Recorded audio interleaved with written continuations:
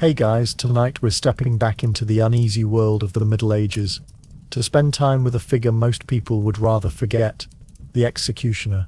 A man who lived in shadows, needed by kings and councils, yet despised by neighbors and shunned by society. So before you get comfortable, take a moment to like the video and subscribe, and let me know in the comments where you're tuning in from tonight. It's always fascinating to see the places and time zones joining us on these late journeys. Now, dim the lights, let the quiet of the room settle, maybe let the hum of a fan fill the background, breathe slowly, and let yourself drift into the stillness of the past. Together we'll explore why being a medieval executioner was far from power and privilege, and why his life was more curse than career. So let's ease into the story and begin our long, heavy walk through the life of the executioner. The image of the executioner is one that carries a peculiar weight in European memory, darkly etched into the collective imagination by centuries of ritual, fear, and necessity. Yet this figure did not emerge in isolation, nor suddenly appear at the side of the gallows. Instead, his place in medieval society grew slowly, shaped by the transformation of justice in Europe, the centralization of legal power, and the deep conviction that punishment must not only correct but also terrify. To understand why the executioner existed, one must first understand how medieval Europe imagined justice itself. For much of early medieval life, justice was not a matter of the state or the crown, but of community and clan. In the centuries after the collapse of the Western Roman Empire, when kingdoms fractured into shifting territories and local rulers struggled for dominance, disputes were often settled through compensation, feuding, or negotiated reconciliation. A crime did not simply belong to the law. It belonged to families whose honor or blood demanded repayment. The old traditions of wergild in Germanic law, where fines were paid to victims' families, reflect this world. To kill a man or steal his property was not only a moral wrong, but a breach in the fragile fabric of kinship that bound communities together. Yet by the 12th and 13th centuries, Europe was changing. Kings, dukes, bishops, and city councils began to assert greater control over law and order. No longer would the spilling of blood be resolved by blood feud or by private negotiation. Justice was to be claimed as the prerogative of authority. The rise of centralized courts, codified legal systems, and municipal governments created a new need: punishments that were visible, authoritative, and symbolic of power. In this new vision, punishment was no longer just restitution. It was deterrence, spectacle, and a demonstration of the ruler's right to judge. This shift was closely tied to the growth of towns and cities. As urban life expanded, with marketplaces, guilds, and fortified walls, crime was not simply a matter of family grievance, but a threat to civic stability. A thief who disrupted trade, a murderer who disturbed the peace, or a heretic who challenged church authority all posed dangers not only to individuals but to the collective order. And in these contexts, punishment became a public ritual, staged to reaffirm the moral and political fabric of society. Executions were not hidden but performed openly, often in town squares before large crowds, precisely because they were meant to instruct, frighten, and reinforce authority. But this transformation brought with it an uncomfortable truth. While rulers, judges, and councils could pronounce sentences, someone had to carry them out. The noble or the priest could pass judgment, but the blood itself required a hand, and that hand needed to belong to someone outside the sanctity of power. The sword that severed the head, the rope that tightened around the neck, the wheel that broke the body, these were not acts that kings or magistrates would perform themselves. It was here that the figure of the executioner began to take shape. The executioner's role was born not out of honor, but of necessity. In a society deeply marked by Christian moral codes, the act of killing was both essential and polluted. To execute a criminal was to serve justice, but also to bear the taint of violence and death. This paradox meant that the role quickly became stigmatized, indispensable for the functioning of law, yet morally compromised in the eyes of ordinary people. Still, by the 13th century, nearly every city of significant size in Europe employed an executioner, and by the later Middle Ages, the position had become an established if dreaded feature of civic life. What made the executioner distinct from other men of violence, soldiers, knights, or mercenaries, was the ritual nature of his work. Soldiers killed in battle where death was anonymous, part of the chaos of war. The executioner killed with method and precision, in full view of the community, carrying out the deliberate sentence of a court.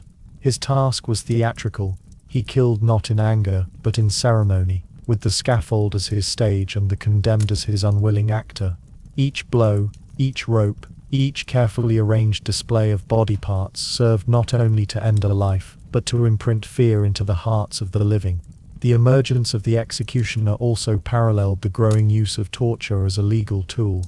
From the 13th century onward, under both secular and ecclesiastical courts, torture was sanctioned as a means of extracting confession. Here too, the executioner was called upon, for his skill was not only in killing, but in managing pain and body. He knew how to turn the screw, how to stretch the rack, how to apply fire and rope in ways that extracted words without immediately causing death. In this sense, the executioner was both servant of justice and manipulator of flesh, a specialist in the cruel language of punishment. By the 14th century, the executioner's presence was common across much of Europe. In Paris, in Nuremberg, in Florence, in London, the office of the executioner was formally recognized, even if despised. He was provided with a house, often on the outskirts of the city. He was given certain exemptions such as the right to practice trades forbidden to others, and he was paid fees for his services. Yet his life was marked from the moment he accepted the role. No matter how essential his work, he carried with him the shadow of death, a reminder of the violence that underpinned justice. To watch the emergence of executioners in medieval Europe is to watch the uneasy birth of a professional whose life was defined by contradiction. He was needed to uphold law, yet damned for the work itself. He embodied the authority of the state, yet lived beyond the boundaries of ordinary society. He was the agent of justice, yet forever tainted by blood. And as towns and cities grew, as punishments became ever more elaborate, the burden of that contradiction would only deepen, for the role did not only mark the executioner himself, it marked his family, his home and his soul. And so, as the figure of the executioner emerged from the structures of medieval law, he stepped immediately into the heavy weight of stigma. For while his axe or his rope carried the authority of kings and councils, his own person carried the mark of dishonor, ensuring that the man who served justice was rarely welcomed as a neighbor, a friend, or even as a fellow Christian. Though the executioner carried the authority of the law in his hands, he carried something else in his skin, his name, and his very presence, the mark of stigma. No other occupation in the Middle Ages held quite the same blend of necessity and disgrace. The priest was honored for tending to the soul, the knight for defending the land, even the blacksmith for forging the tools of life. The executioner alone embodied a contradiction so deep that it warped his existence from the moment he took up his office. He was essential to the functioning of justice, and yet he was regarded as unclean, dangerous, and cursed. The root of this burden lay partly in religion. Medieval Europe was shaped profoundly by the moral authority of Christianity, and the taking of life was heavily charged with sin. The commandment against killing, the association of blood with corruption, and the belief that certain acts brought spiritual pollution meant that anyone who regularly dealt in death was thought to carry a taint. Priests might absolve warriors returning from battle with rituals of penance, but the executioner, who killed in peacetime and without the cloak of honor, was treated differently. His work was necessary, but it seemed to place him outside the normal moral order, condemned to dwell in the shadows of society. The stain extended beyond ritual pollution. Ordinary people believed that the executioner's touch, or even his proximity, could bring misfortune. There are records from Nuremberg, Augsburg, and other German cities where townsfolk would avoid brushing against the executioner's cloak in the marketplace, as if death itself clung to his garments. His children were often shunned by their peers. His wife found herself excluded from women's gatherings, baptisms, and church rituals. Even in church, where all souls were meant to be equal before God, the executioner was sometimes made to stand apart, denied full participation in sacraments. He might be permitted to attend, but always at a distance, a visible reminder that his hands were steeped in blood. This stigma extended into the daily economics of his life. Many executioners were denied membership in guilds, those tightly woven networks of artisans and tradesmen that provided status and protection in medieval towns. The guilds, so jealous of purity and reputation, saw the executioner as a contaminant. Shut out of these social and economic circles, he was forced to occupy a precarious space at the edges of urban society. He might be allowed to sell animal hides, waste products, or the remnants of the condemned, but always in ways that reinforced his marginality. In some cases, executioners were granted the exclusive right to dispose of animal carcasses, or to run taverns at the city's outskirts, trades that others would not soil their hands with. The result was a life of practical isolation. Neighbors did not wish to live next to him. Daughters of respectable families did not wish to marry into his household, even when he attempted ordinary business, buying bread, purchasing cloth or drinking ale. He was met with avoidance. Children whispered, women crossed themselves, men glanced away. The executioner was not just a man, he was a symbol, an ever-present reminder that the machinery of justice rested on blood. And yet, paradoxically, this same man could not be completely excluded. For when the day of punishment came, when a thief was sentenced to hang or a murderer to lose his head, all eyes turned to him. The same citizens who shrank from his touch crowded into the square to watch him work. They depended on him to carry out the solemn ritual of justice, to wield the sword or the rope on behalf of the community. But when the execution was finished and the crowd dispersed, the fear and disgust returned. The momentary importance of his role never erased the deeper stigma of his existence. This tension carried over into family life. Executioners' children inherited the taint of their father's trade, sometimes marked in official documents with surnames like Nakrita or Franz, labels that signaled their descent from a blood-stained profession. Sons were often forced into the role themselves, unable to escape the identity society had branded upon them. Daughters faced enormous difficulty in finding husbands outside the small circle of families already tied to executioners, torturers or gravediggers.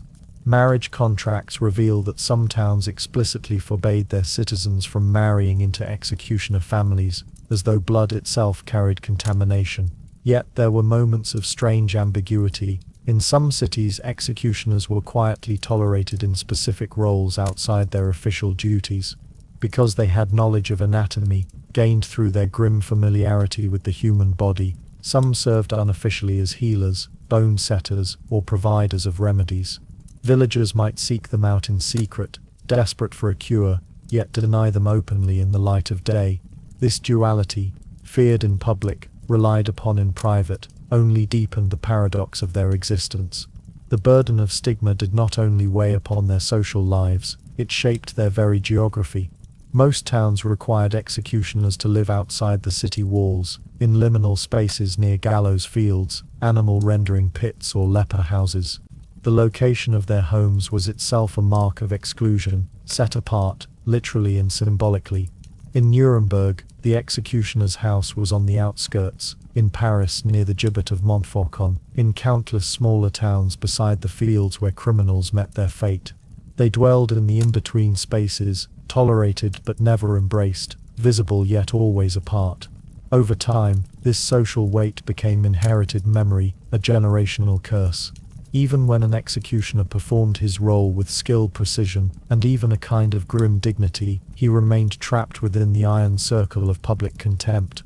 The more he served justice, the more deeply he bore its stain. To be an executioner was not simply to wield the axe, it was to carry the stigma of death in one's name, one's family, and one's very presence, a stigma that clung more tightly with each passing generation. And so, even as executioners became permanent fixtures of European towns, their lives unfolded at the very edge of human fellowship, balanced precariously between need and rejection. They could never be fully embraced, for the community that required their services could not bring itself to forgive the price of their necessity. It was in this shadow of exclusion that they lived, condemned not by law but by the judgment of neighbors, until the burden of stigma itself shaped their identity as much as the work they performed. And this stigma, as heavy as it was only one side of the paradox of their role. For if society cast them out as unclean, it also vested them with a strange and troubling authority. The very same hand that was shunned in the marketplace held the power to end life with the sanction of king, council, or priest. This contradiction would form the second great weight of their existence, the paradox of power and isolation. The paradox of the executioner's life rested most heavily in the strange duality he was forced to embody. He was at once the most despised man in the community, and at the same time, the one who bore the sanctioned power of life and death. It was this uneasy blend of authority and exclusion that made his existence unlike any other.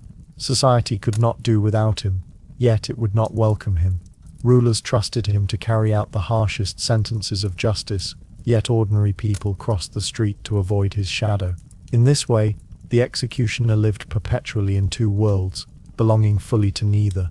The authority he wielded was not symbolic but literal. When a sentence was passed, whether by city magistrates, royal courts, or ecclesiastical councils, it was the executioner who made it real. A verdict on paper meant nothing without the hand that brought it to conclusion. The gallows, the wheel, the axe, the stake, all these instruments were mere wood and iron until animated by his arm. In that sense, the executioner became the ultimate enforcer of civic and royal will. He was the point at which law turned into flesh, judgment into death. No noble, however powerful, could replicate this precise role, for the executioner alone was trained, appointed, and authorized to act.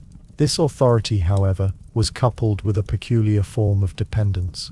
Kings and councils could not dirty their hands with blood, and so they entrusted the executioner with a role they themselves could never perform. In court records, one often finds the executioner referred to with official titles: Nacaca in German lands, Bourreau in France, Carnifex in Latin documents. These titles carried a kind of recognition, a formal acknowledgement that his office was not merely incidental but necessary. Yet this recognition was rarely matched by respect. Instead, it deepened the contradiction. He was empowered enough to kill on behalf of the state, yet degraded enough that even the lowest beggar might still spit at his feet. The paradox extended to his movements through the city. When he mounted the scaffold, all eyes turned to him. He commanded the silence of the crowd, and in that moment, he stood as the very embodiment of authority. Yet when the crowd dispersed, he returned to isolation, walking home to his quarters at the edge of the town, shunned by those who had so recently depended on him. This rhythm of temporary power followed by lasting disgrace shaped every dimension of his life. One might expect that such a figure, invested with so much responsibility, would be granted privileges to balance his burden.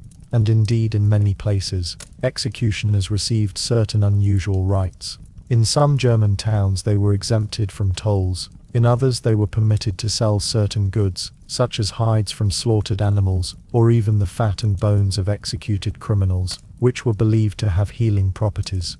In some cases, they had exclusive rights to operate taverns or gambling houses at the city's margins, enterprises considered unclean for others. These privileges, however, often reinforced their separation. Rather than elevating them into respectable circles, they tied them more deeply to trades associated with impurity and death. Even their relationship with local authorities reflected this duality. Magistrates might grant them wages and lodgings, might rely on them in moments of political unrest, but they rarely defended them against popular scorn. The executioner was an instrument, not a companion. His presence in council chambers was unnecessary. His place was at the scaffold. In some towns he was even forbidden to mingle with certain officials outside of duty, lest his shadow contaminate the respectability of civic life. Yet when rebellion stirred or a notorious crime shocked the populace, the same officials demanded that he stand ready, sword in hand, to restore order through blood. This isolation was not merely social but psychological.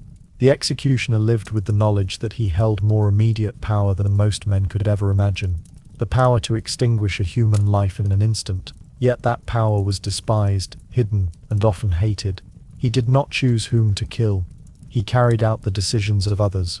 In this sense he embodied the strange weight of delegated authority. The magistrates judged, the priests prayed, the rulers decreed, but the executioner bore the guilt in his body and his reputation. His authority was always borrowed, never truly his own, and it came at the cost of perpetual exclusion. The contradiction was also visible in how people related to him privately versus publicly.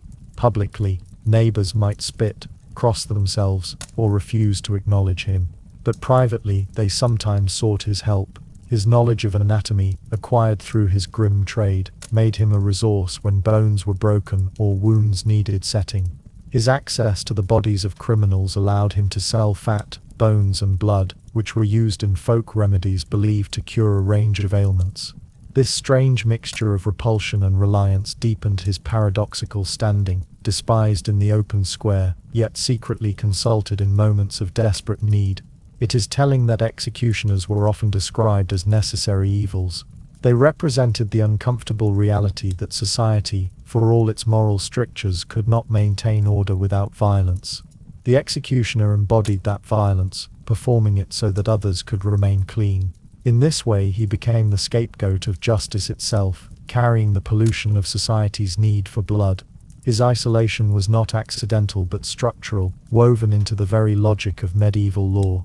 Even within his own household, the paradox played out. His children were stigmatized, yet also heirs to his unique privileges. His wife shared in his social exclusion, yet benefited from the economic stability his office sometimes provided. Family life was therefore marked by the same strange mixture of empowerment and disgrace, a household granted survival through a role that simultaneously cursed it. The paradox of power and isolation defined the executioner's identity more deeply than any single punishment he carried out. It was the rhythm of his existence, empowered in the moment of death, isolated in every moment after. It ensured that no matter how many years he served, no matter how skillfully he performed his grim duty, he would never escape the contradiction at the heart of his role. And this contradiction extended even into his physical dwelling. For as much as his authority bound him to the center of public life, his residence was forced to the margins, beyond the walls, in spaces where no respectable citizen wished to live. His home itself became a symbol of the uneasy balance between power and exclusion, a place where justice's most necessary servant dwelled apart from those he served, looking in from the edge of town. If the executioner's identity was marked by paradox, then his dwelling marked it in stone and earth. He lived close enough to the city to be summoned when needed, yet never within its embrace. For medieval towns were not only physical structures of walls, gates and houses, there were also maps of purity and pollution, spaces carefully arranged to reflect moral order, just as markets were placed in central squares, and churches rose from the highest ground, so too were marginal figures consigned to marginal spaces. The executioner was no exception, and his home was a geography of exclusion. Across much of Europe, executioners were deliberately placed outside the city walls, beyond the neat grid of streets, where boundaries blurred into wilderness, waste ground, and the domains of the unwanted. The reasoning was simple enough: death polluted, and those who dealt in death were to be kept apart. In many cities, executioners' dwellings stood near other liminal spaces, leper colonies, tanneries, slaughterhouses, cemeteries. These were places already marked by stigma, zones of smell, blood, and decay, zones where respectable citizens rarely lingered. The executioner's house belonged to this landscape, as much a marker of impurity as the gallows themselves. This geography had consequences beyond simple placement. To live outside the walls was to live apart from daily rhythms of civic life. Bells rang in the churches within the city, markets bustled under the watch of guilds, feasts were celebrated with processions through the streets, but the executioner and his family remained on the margins, physically absent from the communal heart. They were reminded with each step toward the gates that their presence was tolerated only in moments of necessity. Inside the walls, their shadow spread outside, their isolation deepened. In Nuremberg, for example, the official residence of the executioner was at the edge of the Pegnitz River, close to the slaughterhouses, and away from the respectable neighborhoods of merchants and patricians. In Paris, executioners often dwelled near the gibbet at Montfaucon, a towering structure where bodies of the condemned were displayed for days. Such proximity to instruments of death reinforced their separation. Their homes were haunted not only by stigma, but by the physical reminders of their profession. In some smaller towns, Executioners lived so close to gallows hills that they could see the black silhouettes of wooden beams each morning, reminders that their work followed them even into private space. Yet there was also a grim practicality to this arrangement. By situating executioners on the outskirts, city authorities ensured that they were close to the very places where punishments occurred. Gallows were rarely in city centers. They stood on hills, crossroads, or just beyond the gates, where all who entered or departed might see them. These structures served as warnings to strangers and citizens alike. Justice was ever present, watching and merciless. To live beside such structures meant that the executioner and his family were never free from the public theater of punishment. The scaffold was their neighbor, the stake their companion, the wheel their boundary marker. This spatial exclusion extended into daily life. Neighbors were scarce, for few wished to live so close to the taint of death. Those who did often belonged to other marginal trades: knackers, who disposed of animal carcasses; tanners, who reeked of urine-soaked hides; lepers, who carried the visible marks of disease. In such company, the executioner's family found a community of necessity, bound together not by honor, but by exclusion. Yet even among these groups, his role carried a special stain. The slaughterer of animals could still share bread in town. The leper was pitied for his misfortune. The executioner, by contrast, was seen as one who chose blood, one who profited from death. The marginal geography of executioners' lives also influenced their children. To grow up outside the walls meant to grow up apart. Children of executioners often found themselves barred from guilds, forbidden to marry into respectable families, and marked from birth by their address. Even when they ventured into town, their home at the edge betrayed them. It was not simply who their father was, it was where he lived. In a society so deeply attentive to boundaries of space, the executioner's residence became a stigma that clung to his descendants as firmly as to himself. Practical hardship accompanied social exclusion. Living on the outskirts meant greater exposure to danger. Roads where bandits lurked, fields vulnerable to raiding soldiers, marginal lands less protected by city watchmen.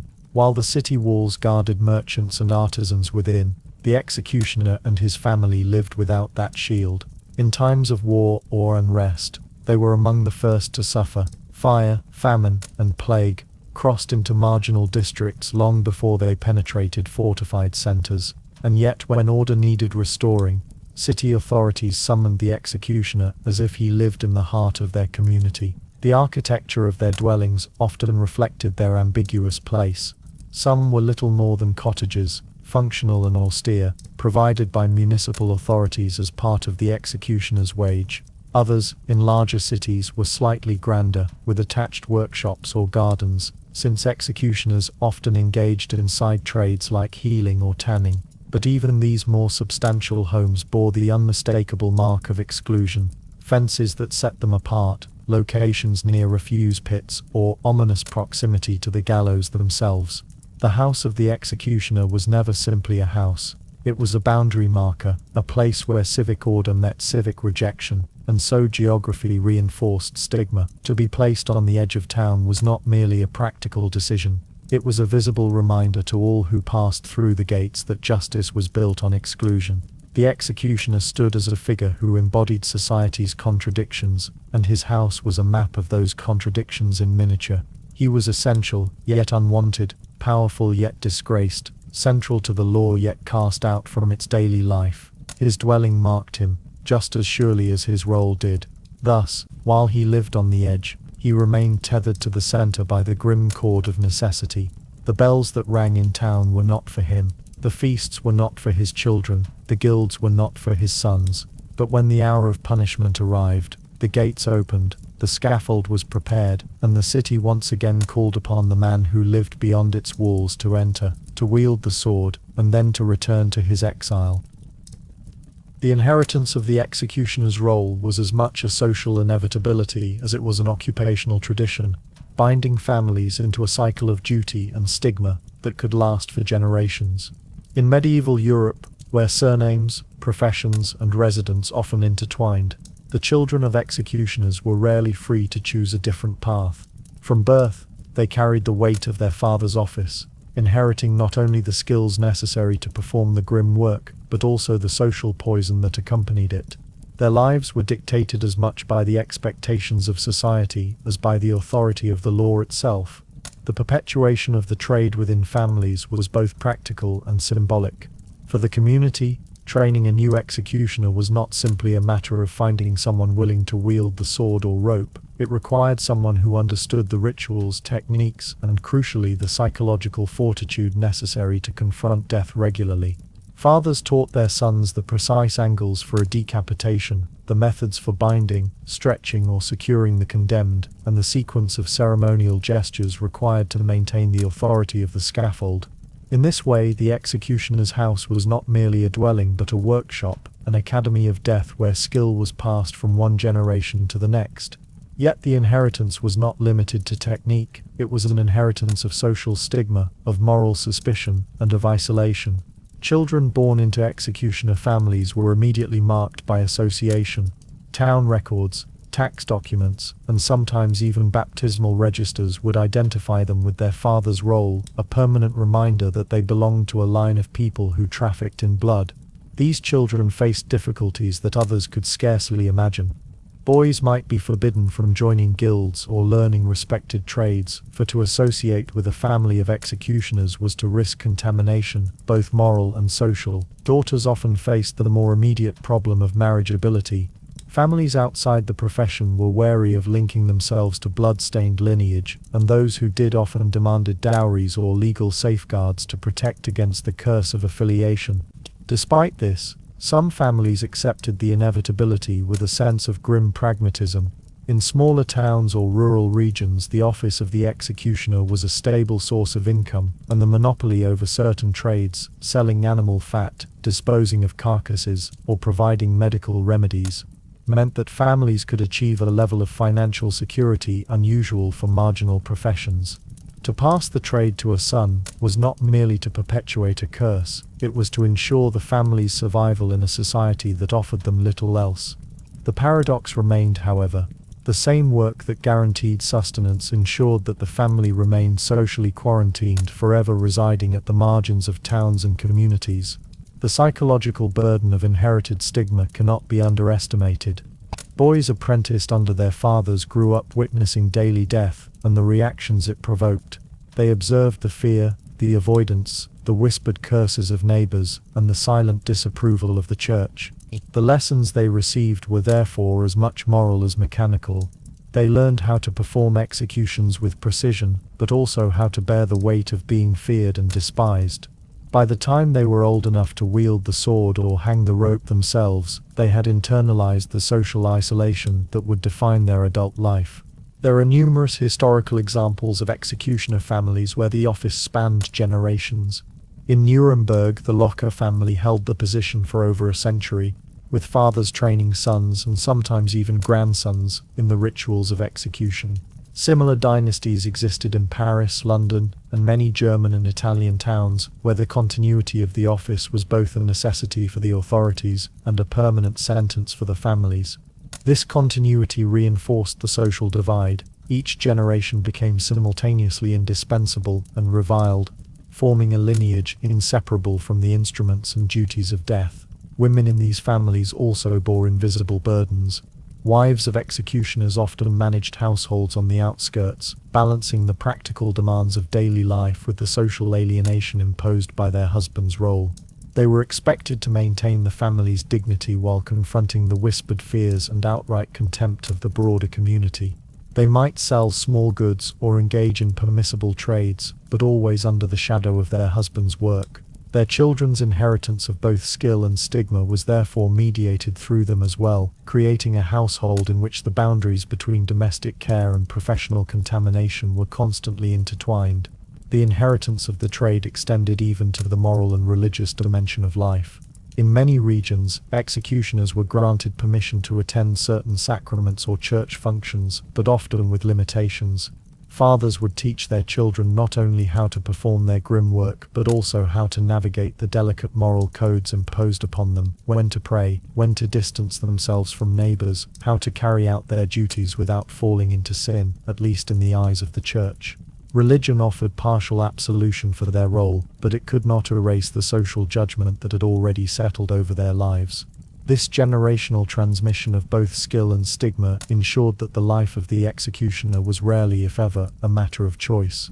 Even when an ambitious or intelligent son sought a different path, the pressures of society and economic necessity often funneled him back into the role assigned by birth.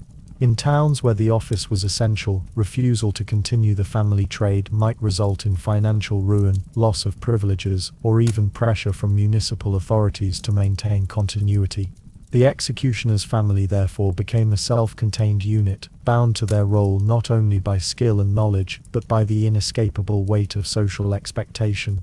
Yet this inheritance also produced a certain kind of resilience. Families of executioners developed strategies to cope with isolation and fear. They cultivated private gardens, maintained workshops, and sometimes developed secret networks of allies who relied on their specialized knowledge. In quiet ways they navigated a world that simultaneously required their presence and rejected their personhood. Over generations, these families became adept at managing the duality of their existence, maintaining household stability, performing public duty, and negotiating a private life in the shadows of society. The cycle of inheritance, however, was relentless. Every generation that assumed the office reinforced the very patterns that isolated them. Each child born into the family was born into a profession of blood, bound by the physical, social, and psychological constraints of centuries. In this way, the executioner's office was not merely a job, it was a hereditary condition, a lifelong imprint stamped onto both body and family. And as the inheritance of duty entwined with the inheritance of stigma, the executioner's family also became entwined with the instruments and rituals of punishment themselves. From father to son, from household to household, the cycle repeated, the sword passed down, the rope carefully coiled, the rituals of preparation and execution taught with meticulous care. The work, the stigma, and the isolation were all entwined in a single, inescapable legacy, ensuring that each generation lived under the same shadow of social contempt, yet remained indispensable to the functioning of justice. The inheritance of the office was inseparable from the inheritance of skill. For to wield the instruments of death with precision was to maintain both the authority of the law and the dignity of the executioner's own work. These tools were not chosen lightly, nor used carelessly. Each had a history, a purpose, and a set of techniques passed down carefully from master to apprentice, often from father to son. The young executioner learned early that the difference between a swift death and a botched one lay in knowledge, dexterity, and ritual adherence. It was a grim apprenticeship, one measured not in months but in years, and one that required the slow internalization of both practical mechanics and psychological preparation. Axes were perhaps the most iconic of the executioner's tools. Large, gleaming, and seemingly simple, they demanded precise technique. The weight had to be calculated, the swing practiced, the angle meticulously maintained. Too high, and the head might be severed incompletely, producing suffering and public embarrassment. Too low, and the edge might glance across the neck, tearing flesh rather than cutting bone, forcing repeated strikes. Apprentices were drilled repeatedly, often on animal carcasses or cadavers provided by the city, until the mechanics of leverage, momentum, and force were etched into muscle memory. They were taught not only to strike efficiently, but to maintain composure, to remain emotionally detached, for hesitation or horror could fatally compromise the result. Swords, by contrast, offered a different set of challenges. While axes relied on weight and gravity, swords demanded precision, timing, and exact placement. The executioner had to judge the condemned's position, the tension of the neck, and the ceremonial aspect of the act, all in a fraction of a moment. Training included repetitive drills, demonstrations, and observation of senior executioners, who emphasized the combination of speed and accuracy. A single error could transform an act of justice into a spectacle of chaos, undermining both the authority of the court and the credibility of the executioner. Ropes, particularly for hanging, required a different sensibility.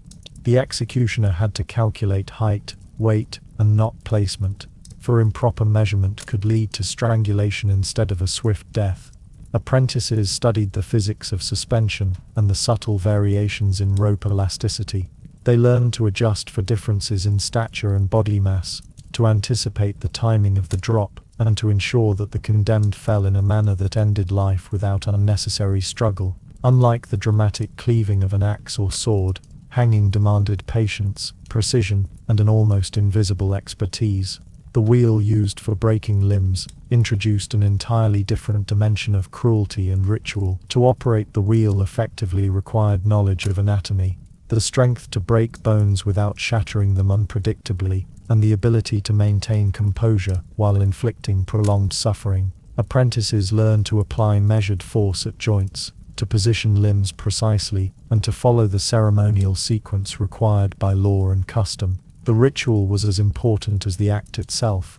The public observed not only punishment, but the orderly application of justice, and the executioner's competence was inseparable from the perceived authority of the court. Training was rarely gentle. Young executioners were subjected to repeated demonstrations of what would be expected of them, sometimes beginning with blunt instruments or surrogate targets, gradually moving to more realistic exercises. Fathers, senior executioners, or designated masters oversaw the process, correcting mistakes, demonstrating subtle variations in technique, and instilling the mental discipline necessary to confront death without hesitation. Each error was a lesson in humility, each successful execution a confirmation of skill. Over time, the apprentice internalized the rhythm of the work, the setup, the ceremonial gestures, the exact angle of strike, the handling of bodies afterward. The tools themselves were not merely instruments but symbols. They marked the executioner as a person apart, as a servant of justice and a wielder of ultimate authority. The sword, axe, rope, or wheel carried the weight of the law in their edges, and their correct use was a moral as well as practical imperative. Mishandling these implements was more than a technical failure. It was a failure of office, a public embarrassment, and a moral misstep. Apprentices internalized this responsibility over years of observation and practice, developing a sense of ritualized competence that bound them to their professional destiny. Beyond the mechanics, the young executioner also absorbed the subtler lessons of demeanor and timing. He learned to move with calm precision, to step with measured rhythm, to maintain a neutral expression even when confronted with panic, pleading, or terror. The psychological training was as rigorous as the physical, for hesitation or emotion could undermine the efficiency of the act, disrupt the ceremonial authority of justice, and heighten the spectacle of suffering. Execution, in this sense, was both craft and theatre, and the apprentice had to master both. Apprentices were also taught to maintain their tools meticulously. Axes had to be sharpened to precise edges, ropes checked for wear, swords polished and balanced. The ritual care of instruments was part of the profession's discipline, reflecting an almost obsessive attention to detail that reinforced the seriousness of their work. This meticulousness extended to every aspect of the executioner's life: his home, his appearance, his timing. The discipline of the tools became inseparable from the discipline of the man. The training continued well into adulthood. Even after formal apprenticeship ended, executioners remained students of their craft. They observed colleagues in other towns, studied new techniques, and adapted to legal reforms or innovations in punishment methods. The profession demanded continuous learning, a lifelong engagement with the mechanics, rituals, and responsibilities of ending human life efficiently and with ceremony. Mastery was never complete. It was a constant balancing of precision, ritual, and psychological control. Through this rigorous apprenticeship, the executioner became more than a simple instrument of law. He became a repository of technical skill, ritual knowledge, and societal expectation. Each swing of an axe, each knot in a rope, each rotation of a wheel was the culmination of years of training, inherited knowledge, and relentless practice. The tools were extensions of his hands, and mastery over them conferred a peculiar kind of power, the ability to translate legal decree into irreversible action. Yet with this power came isolation, stigma, and a constant reminder that skill alone could not lift him from the shadow of social contempt. The work of the executioner did not end with the mastery of tools. It extended into the ritualized theater of punishment, where every act was carefully orchestrated to convey authority, morality, and the presence of law. Public executions were slow, deliberate, and ceremonial, designed to transform a private act of killing into a communal performance that reminded society of the consequences of crime. The scaffold, the gallows, the instruments themselves, all were arranged according to custom and expectation, creating a stage on which the executioner, despite his marginal social position, assumed a central role. Preparation for an execution began long before the condemned person appeared. Towns marked the time with bells, and city officials ensured that the location was clear for spectators. The scaffold was inspected, the ropes measured and knots tied, the instruments sharpened and polished. Each tool was placed with ritual precision, axes rested within reach, the wheel was secured to the post, and no detail was left to chance. In this, the executioner's meticulous care mirrored the seriousness of the legal process itself. He was both craftsman and custodian of justice, ensuring that the act unfolded exactly as intended. When the condemned arrived, the ceremony unfolded with deliberate pacing. Guards led the prisoner through streets lined with onlookers, often stopping at designated points to remind spectators of the law's reach. The executioner's presence was conspicuous but not flamboyant. He moved with measured steps, dressed in the somber attire that marked his office. He carried the tools not as weapons but as symbols, instruments whose significance transcended mere violence. The ritual dictated that every movement be precise. The prisoner positioned on the scaffold, the rope or axe prepared, the wheel adjusted. Each act was timed to allow the spectators to witness not chaos, but the orderly implementation of justice. Spectators played a crucial role in this theater. Public executions were intended as moral lessons, a deterrent to wrongdoing. The crowd's attention was guided carefully. They saw the condemned, the instruments, the executioner, and the final act. Their emotions were as much part of the ritual as the mechanics of killing. Gasps, sighs, murmurs, and occasional cries punctuated the scene, yet the executioner's discipline ensured that the spectacle did not descend into uncontrolled chaos. He maintained the boundaries between ceremony and carnage, a guardian of both order and fear. Even within the performance, there were layers of symbolism. The scaffold was raised to make the act visible from a distance, often on a hill or central square, a reminder that the law towered above all. The executioner's movements were deliberate. Each swing, each knot, each adjustment carried meaning, demonstrating competence, impartiality, and inevitability. The instruments themselves were not merely tools of death, they were extensions of authority. Their proper use conveyed the seriousness of civic and royal power, and the executioner's mastery was inseparable from the dignity of the law. The theatricality of execution also involved timing and pacing. Some towns ensured that the condemned had time to confess, repent, or speak final words, prolonging the ritual and reinforcing the moral message. In certain cases, clergy were present to provide spiritual counsel, further embedding the execution within the ethical framework of the community. The executioner facilitated these interactions, ensuring that the scene unfolded according to law and custom. His role demanded not only technical skill but acute awareness of timing, ceremony, and the expectations of both authorities and spectators. The ritual extended to the aftermath. Bodies were treated according to law. They might be buried, displayed, or handed over for dissection. The executioner oversaw these procedures, ensuring that the scene of punishment concluded in an orderly manner. Even the disposal of the body became part of the ritualized cycle of justice, reinforcing the societal message that law extended beyond the moment of death. In some cases, the display of the body or parts of it served as a lasting reminder of punishment's inevitability, and the executioner's labor continued long after the act itself. This slow, ceremonial nature of execution was central to its psychological and social effect. The public was meant to absorb the gravity of crime, the certainty of punishment, and the authority of law, and the executioner was the pivotal figure in ensuring that these lessons were communicated effectively. His skill, discipline, and adherence to ritual transformed the act from a simple killing into a complex social performance, one that balanced terror with moral instruction. The ritualistic aspect also served to protect the executioner psychologically.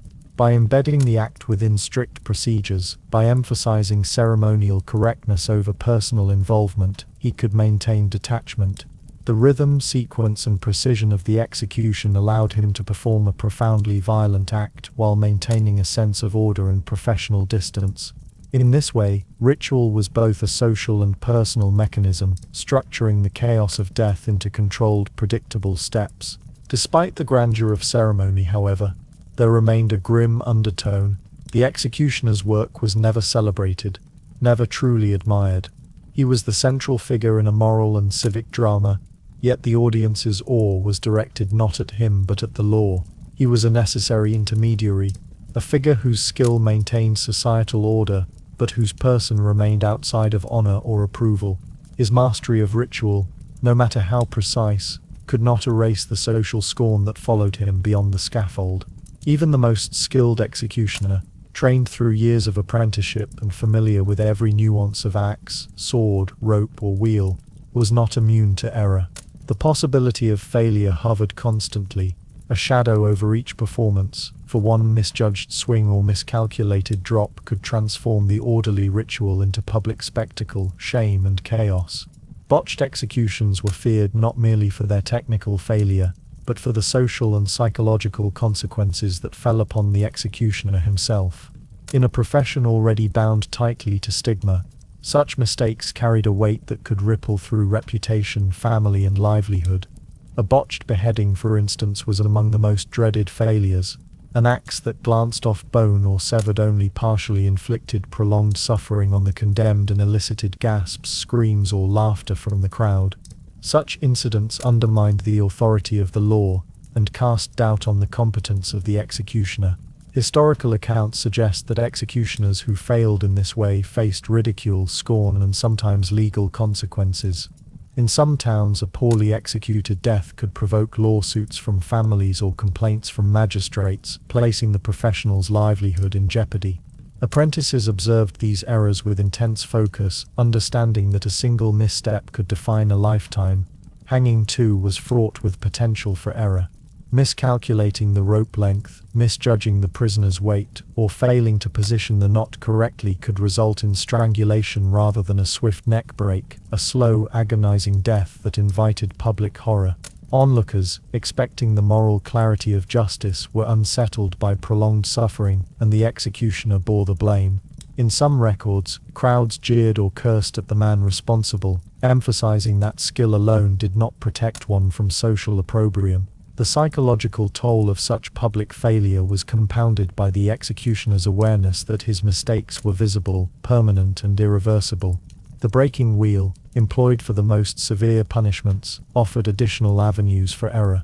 Incorrect application could shatter bones unpredictably, create grotesque injuries, or extend suffering unnecessarily. The apprentice learned that precision was as vital here as anywhere else. The angle of a limb, the sequence of blows, the steady application of force, all required meticulous calculation. One misapplied strike could provoke screams, panic, or disgust from the assembled spectators, undermining the ritual and drawing attention to the fallibility of the executioner.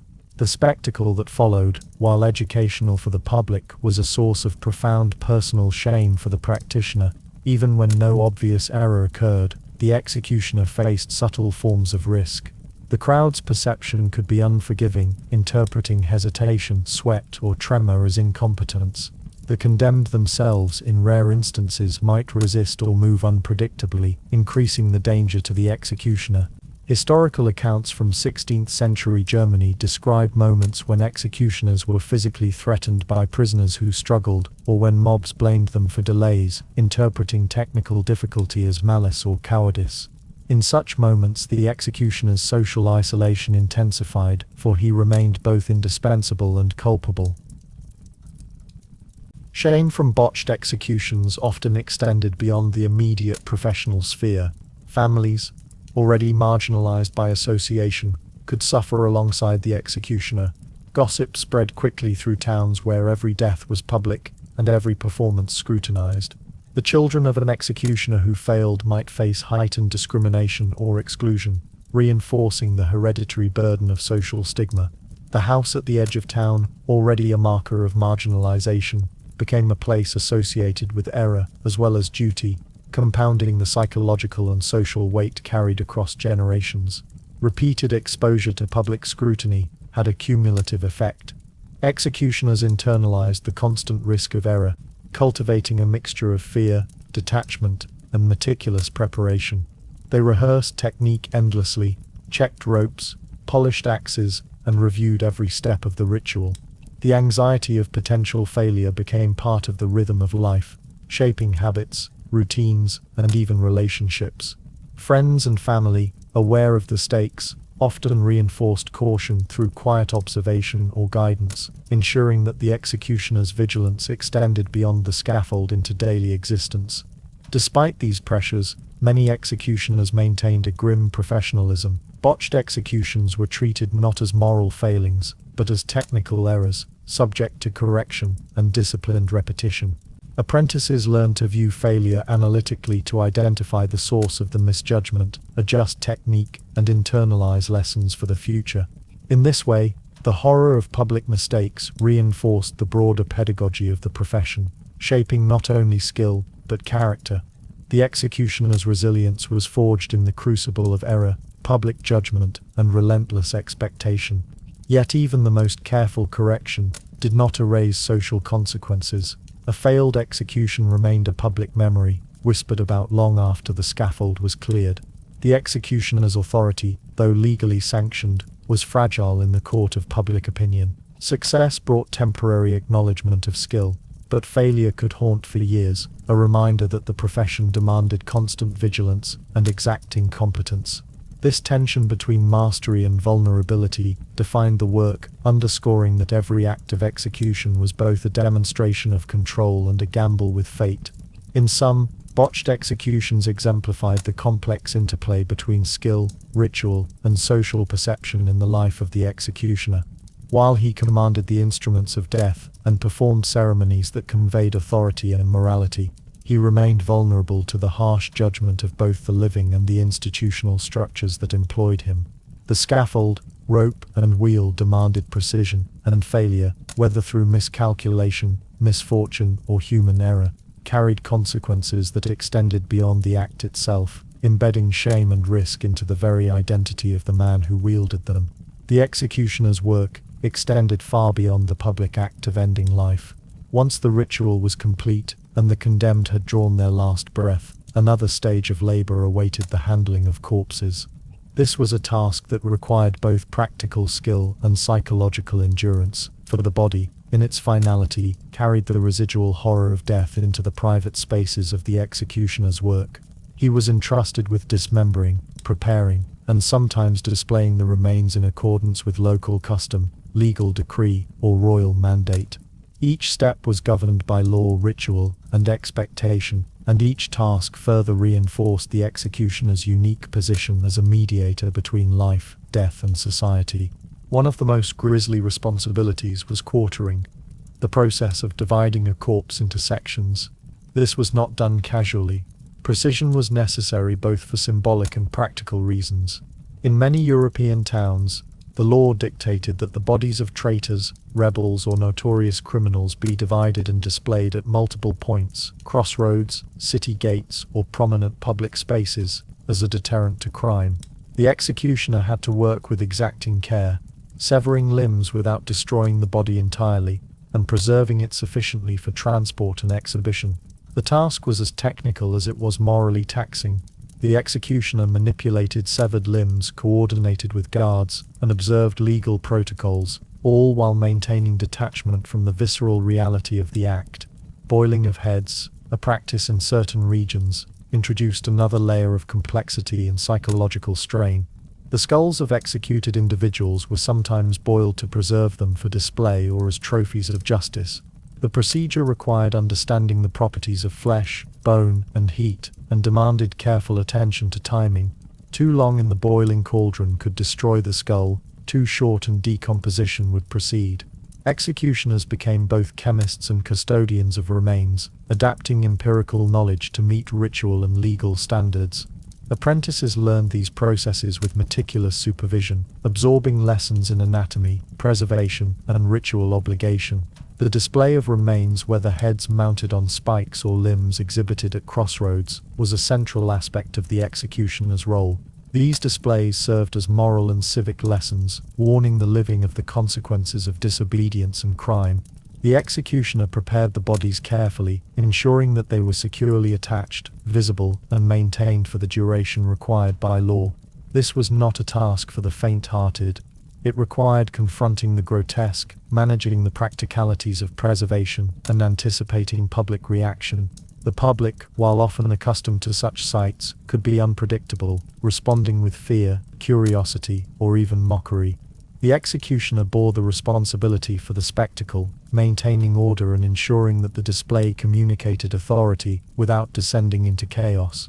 Beyond the legal and practical aspects, handling corpses carried profound psychological weight. Executioners were constantly reminded of mortality, the fragility of life, and the permanence of their own actions. Unlike soldiers in battle or physicians in anatomy theaters, they worked in the intersection of law, ritual, and public scrutiny. Each body, dismembered, preserved, or displayed, represented not merely a physical task, but a moral and emotional confrontation with death. Over years, this repeated exposure could erode empathy, harden judgment, and reinforce the detachment required to continue performing their work.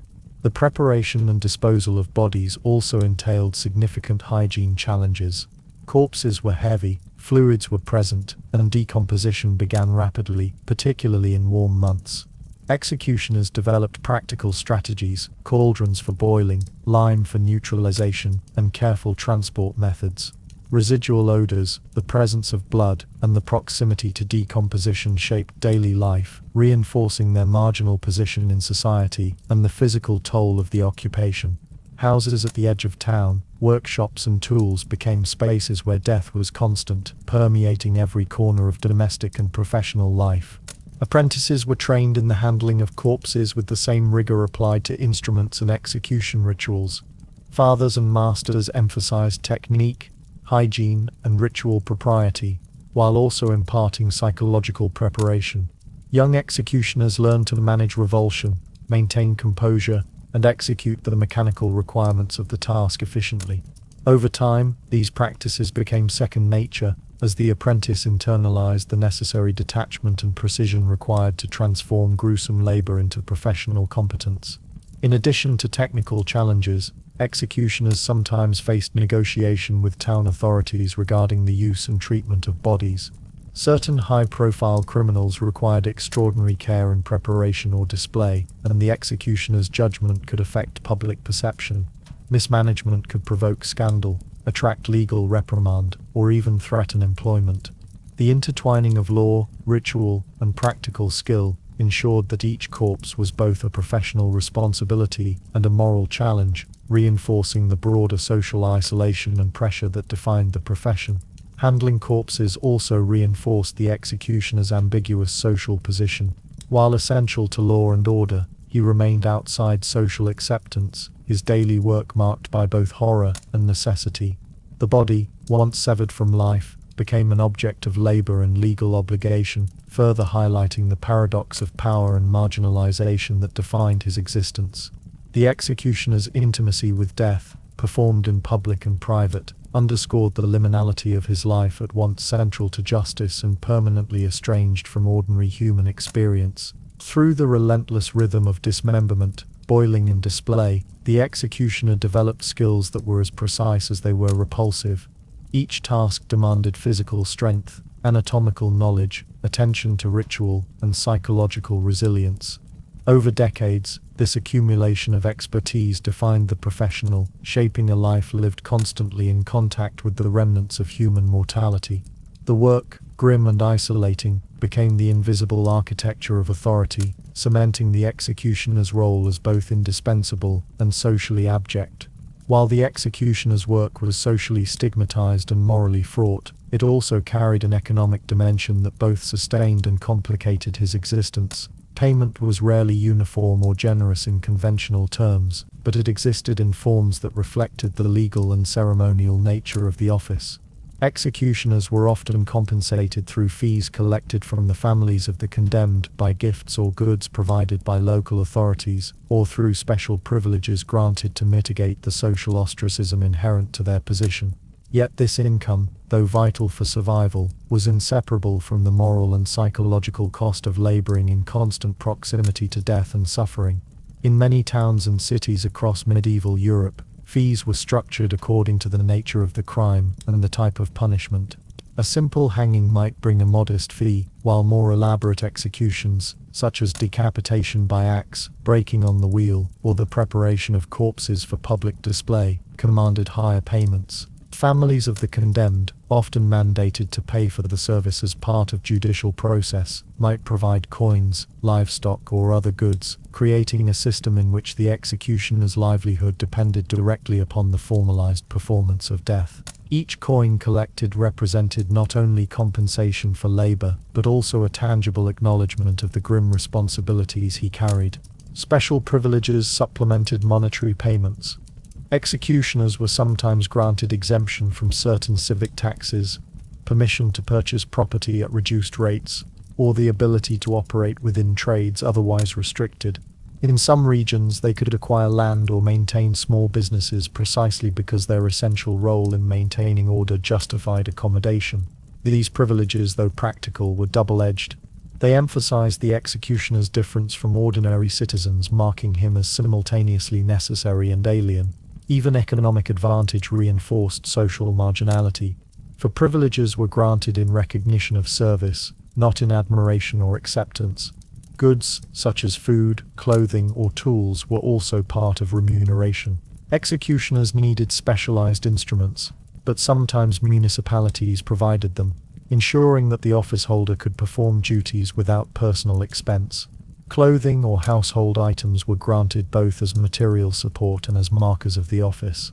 These arrangements underscored the executioner's dependence on civic authority, reinforcing the intertwining of social exclusion, professional necessity, and economic subsistence. Survival and sustenance were tied directly to the performance of death, creating a profound moral and practical entanglement. The income derived from execution was rarely sufficient to secure comfort in conventional terms. Many executioners lived at the margins of wealth and society, on the outskirts of towns, in houses designated by law for their office, or in structures previously associated with lepers or other socially marginalized groups. While fees and privileges provided subsistence, they could not compensate for isolation, social disdain, or the psychological toll of daily work. The economic reward was inseparable from the constant confrontation with mortality, suffering, and ritualized horror. In some regions, economic transactions surrounding executions could exacerbate moral conflict. Collecting fees from grieving families, handling corpses, or benefiting from the misfortune of condemned individuals created a subtle but persistent sense of complicity. The executioner became entwined in a system in which his livelihood was directly linked to the suffering and death of others. Even when the payments were justified legally, socially, and ceremonially, they served as a continual reminder of the tension between survival, necessity, and moral cost. The coins, goods, or privileges received were tangible symbols of this ethical burden. Apprentices observed and absorbed this economic framework alongside technical training. Fathers and masters instructed them not only in tools and rituals but in negotiation, calculation of fees, and the careful management of privileges. The economic component of the role was a form of practical education, teaching responsibility, negotiation with authorities, and awareness of how livelihood depended upon performance. Yet it also reinforced the professional's awareness that every coin was tainted by association with death, ensuring that even economic security carried psychological weight. Despite these complications, some executioners were able to achieve relative prosperity, particularly in regions where judicial processes were frequent and punishments elaborate. Such prosperity, however, was always tempered by social consequences. Wealth did not erase stigma, privilege did not create acceptance, and comfort did not mitigate the continuous exposure to horror. Economic survival was therefore a delicate balance, a negotiation between necessary material gain and the moral, psychological, and social price of earning it. The economic realities of the office also influenced family life. Children born into executioner households inherited both a means of subsistence and the burden of occupation. Apprenticeship, inheritance of tools, and control over local fees ensured continuity. yet reinforced social isolation. Wealth, property, or privileges could provide shelter, but the family remained outside ordinary society, with economic advantage insufficient to offset centuries of marginalization and public disdain. Ultimately, the economic side of death underscores a central paradox of the executioner's life. He was both indispensable and reviled, compensated and shunned, provided for materially yet impoverished socially and emotionally. His income derived from acts of violence and the administration of pain, yet it was necessary for survival, reinforcing the inseparable link between economic subsistence and moral cost. The balance of power, survival, and ethical complexity defined his daily existence, illustrating that even the material necessities of life could never be disentangled from the grim realities of his profession. The life of the executioner, socially ostracized and morally complex, was not lived in isolation from the criminal underworld, though it occupied a peculiar and uneasy intersection with it. Executioners interacted indirectly and directly with thieves, brigands, torturers, and the condemned in ways that combined fear, necessity, and utility. The profession placed them uniquely at the crossroads of law and criminality. They were instruments of justice, yet intimately familiar with the mechanics and culture of crime. This relationship, both paradoxical and essential, shaped the executioner's professional and social existence, influencing his work, knowledge, and interactions with society's marginalized elements. Thieves and petty criminals occupied an ambivalent position in the executioner's world. On one hand, they were subjects of punishment, individuals whose lives might end on the scaffold, wheel, or gallows. On the other hand, they were familiar, predictable, and in some cases, useful. Executioners often observed patterns of criminal behavior, gleaned information about underworld networks, and occasionally participated in interrogations or the transport of prisoners. This indirect engagement with crime required a careful balance, maintaining professional authority while navigating social suspicion and moral ambiguity. Executioners knew the codes, routines, and dangers of criminality, yet remained outwardly separate, a necessary bridge between societal law and unlawful activity. Torturers, often employed in judicial processes alongside executioners, represented a closer and more tangible connection. These individuals, tasked with extracting confessions or punishing criminals physically before execution, shared the executioner's familiarity with pain, fear, and the mechanics of the human body under duress. Interactions were professional, yet marked by a mutual recognition of social marginalization. Both occupied essential yet despised roles in the administration of justice, and their paths frequently intersected, planning executions, preparing corpses, or coordinating timing and logistics. The executioner learned from torturers not only about mechanical skills, but also about the psychology of fear and control, insight that informed his ceremonial precision and discipline. The condemned themselves constituted another crucial aspect of this intersection. Executioners observed, handled, and sometimes conversed with prisoners in the hours or days before death. These interactions were complex. The condemned might attempt to bargain, resist, or reconcile with their fate, while the executioner maintained procedural authority. Over time, executioners developed a nuanced understanding of human behavior under extreme duress.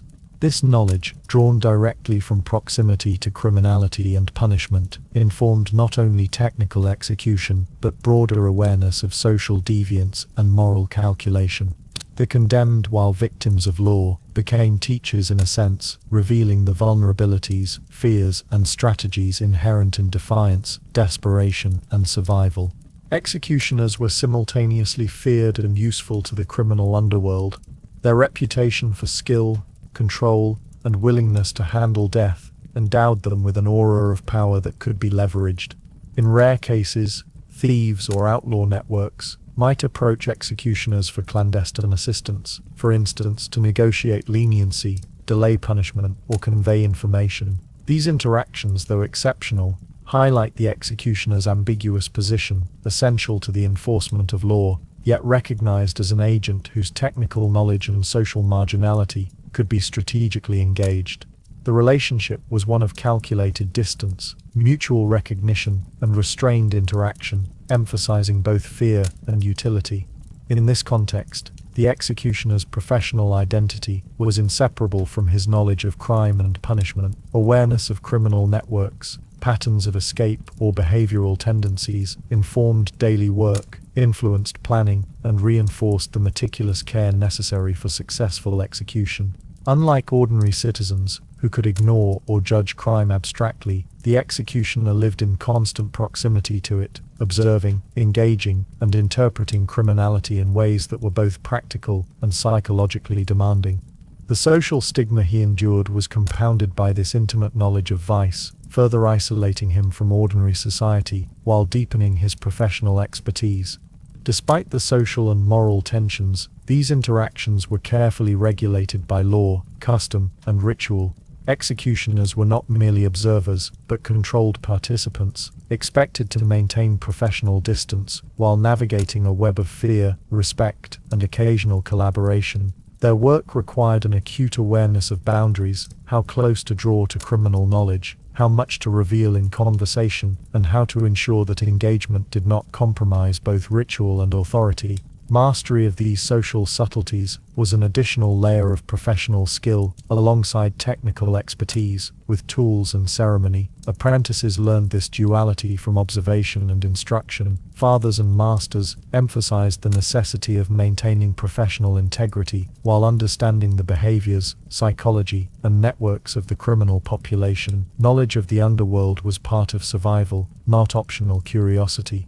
It informed technique, timing, and ceremonial precision, reinforcing that the executioner's competence encompassed more than mechanics. It included awareness of human behavior, societal dynamics, and the fine line between fear and respect. Ultimately, the executioner's connection with the criminal underworld exemplified the paradoxical nature of his existence. He was both outside and within society, a mediator of justice, an observer of crime, a participant in ritualized violence, and a witness to human vulnerability. These interactions, complex and morally fraught, underscored the executioner's singular position in medieval life: indispensable, yet shunned; knowledgeable, yet isolated; feared, yet indispensable to the very structures he helped enforce. Beyond the scaffold, the axe or the wheel, the executioner's responsibilities often extended into the grim domain of torture and interrogation, a realm where the law's authority intersected with the raw mechanics of human suffering. In many medieval European jurisdictions, the extraction of confessions and the breaking of bodies before trial were considered necessary for justice, and the executioner's specialized skills made him uniquely suited for this work. Here his role was no longer ceremonial, but intensely physical and psychological, demanding technical knowledge, precision, and a measured detachment that allowed him to perform acts both feared and sanctioned. The instruments of torture were varied, reflecting local custom, legal prescription, and the social imagination of punishment. Racks, thumbscrews, iron collars, and wedges were employed to inflict pain gradually and to coerce compliance. Executioners were trained to apply these devices systematically, ensuring that injury was sufficient to compel confession without causing premature death. Each tool required understanding of anatomy, leverage, and endurance. A poorly applied mechanism could fatally injure the prisoner or produce insufficient compliance, reflecting poorly on the executioner's skill and inviting censure. Apprentices were instructed meticulously, learning not only the technical application, but also the timing, pacing, and psychological nuance necessary to manage the body and mind under duress. Interrogation was as much psychological as it was physical. The executioner observed, manipulated, and responded to the prisoner's reactions, reading signs of pain, resilience, and fear. Timing was critical. The application of pressure, the alternation between different devices, and the ability to sustain coercion over hours or days demanded acute awareness and discipline. These interactions required a detachment that shielded the executioner from empathy, allowing him to operate in a space of controlled violence, where his own emotions, though present, could not interfere with the judicial process. In this, the work resembled a darkly clinical study of human resilience and vulnerability, performed under the strict oversight of law. Legal frameworks strictly regulated the executioner's involvement in torture. In most jurisdictions, magistrates or judges prescribed procedures, durations and acceptable limits, and executioners were accountable to civic or royal authorities for their compliance. Precision was imperative. Too little force risked invalidating confessions or undermining the authority of law. Too much could provoke death, public scandal, or professional sanction. This strict oversight added layers of responsibility, making the executioner simultaneously technician, witness, and instrument of state authority. His work was scrutinized as much for legality as for technical competence, amplifying the pressure of the role. Preparation and care extended beyond the act itself. Executioners had to maintain, repair, and calibrate instruments, ensuring that each device performed predictably. They had to manage logistics, coordinate with guards, and sometimes advise magistrates on the likely effects of particular methods. Apprentices learned that mastery of instruments alone was insufficient. Understanding human physiology, maintaining ritual propriety, and navigating legal constraints were equally critical. Every session of torture was therefore an interplay of physical skill, observation, procedural knowledge, and psychological insight, all carried out under public or semi-public scrutiny. The social and psychological dimensions of this work were profound. Executioners were both feared and loathed, recognized as necessary agents of justice, but socially marginalized for their intimacy with pain. They lived with the consequences of their work, witnessing suffering that would leave emotional traces despite strict detachment. Families and communities acknowledged the executioner's utility, while keeping distance, reinforcing isolation, and the perpetual duality of respect and revulsion. Apprentices internalized this reality from a young age, learning that their profession required mastery over both technique and the self, the body and the mind, while existing perpetually on the boundaries of societal acceptance. In addition to technical skill, executioners developed strategies for endurance and detachment. They observed, measured, and recorded responses, noting the effects of each device and action, while consciously separating their personal judgment and emotion from professional responsibility. The repetition of these practices over years fostered both expertise and psychological resilience, yet also solidified social estrangement. Work that demanded presence at the nexus of life, pain, and death reinforced the executioner's position as indispensable, yet fundamentally isolated, a professional whose authority and marginality were inseparable. Even when confessions were obtained or torture concluded, the executioner's role continued. He often oversaw the transition from interrogation to punishment, coordinating the subsequent execution, preparation of the body, or ceremonial display. This continuity emphasized that his labor encompassed the entire arc of punishment, from pre-trial suffering to final enactment, cementing his identity as a central, if socially shunned, instrument of law. Every action was connected, each stage dependent on skill, precision, and adherence to ritual and legal protocol. The practice of torture, while sanctioned, demanded a careful ethical and procedural awareness. Executioners understood that their power was bounded. Excess could provoke legal consequences or public outrage. Insufficient rigor could undermine authority. This balancing act required continuous judgment, reinforcing the tension between professional competence, social perception, and moral engagement. Apprentices inherited not only technical skill, but the necessity of navigating this fraught ethical landscape, a legacy of both precision and profound personal cost. In sum, the executioner's involvement in torture and interrogation illustrates the complex, multidimensional nature of his profession. He was simultaneously craftsman, psychologist, instrument of law, and social outcast. His work demanded technical mastery, psychological resilience, and ethical discernment, all performed within a rigid framework of ritual, law, and public expectation. The intimacy with suffering, while essential to justice as it was conceived, entrenched isolation, moral tension, and social stigma, embedding the executioner in a life defined as much by proximity to death and criminality, as by skill and authority. In addition to their legal and ritual roles, executioners occupied a space deeply entwined with superstition, folklore, and the popular imagination, a domain where fear, misunderstanding, and mystique coalesced. In medieval Europe, the sight of an executioner, his instruments, and his tools often provoked not only social stigma, but also a sense of dread rooted in cultural and spiritual beliefs. Executioners were widely regarded as cursed figures, their presence associated with death, misfortune, and moral contamination, and in some regions, they were believed to possess supernatural powers, whether malign or protective. This layer of folklore added yet another dimension to their isolation, marking them as liminal figures who existed at the threshold of life, death, and the unseen. The notion of being cursed arose partly from the visible consequences of their work. Executioners were intimately involved with death, blood, and punishment, elements that medieval societies often associated with spiritual contamination. Their proximity to condemned criminals, particularly those accused of heinous crimes, reinforced the perception that they absorbed moral or spiritual taint.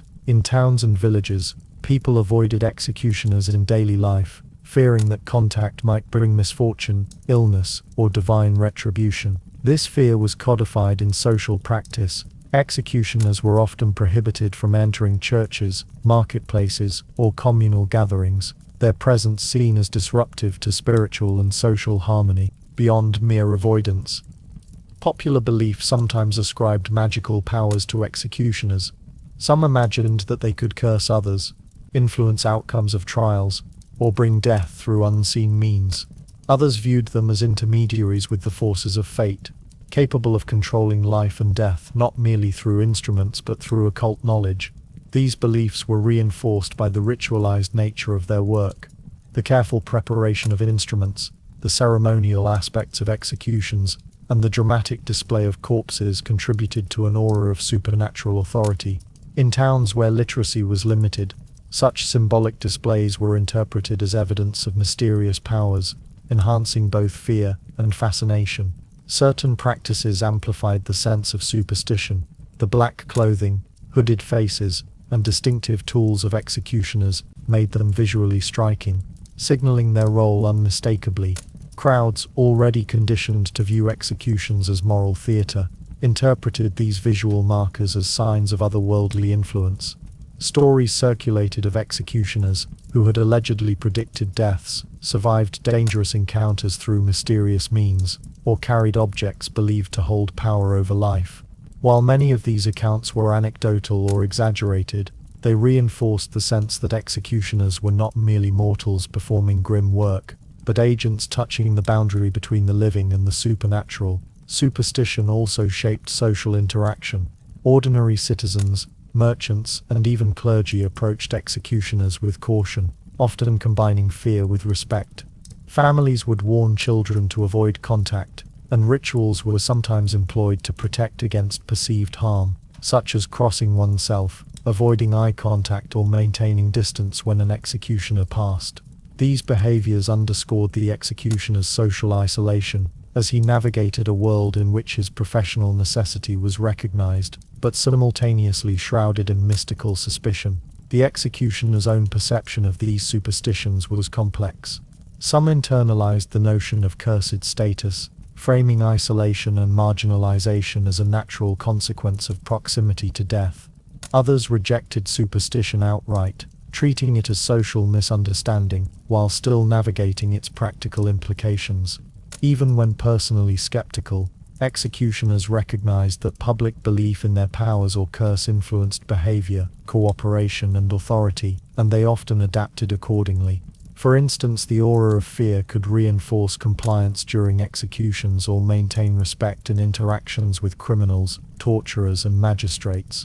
Apprentices were also exposed to this cultural layer. Fathers and masters instructed young executioners not only in technical skill, but in understanding the social perception of their role. They learned to anticipate fear, manage public awe, and navigate superstition without compromising professional duties.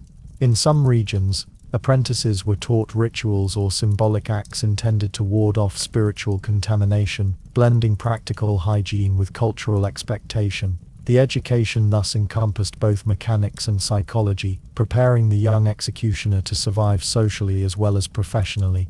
Superstition remained persistent across time and geography.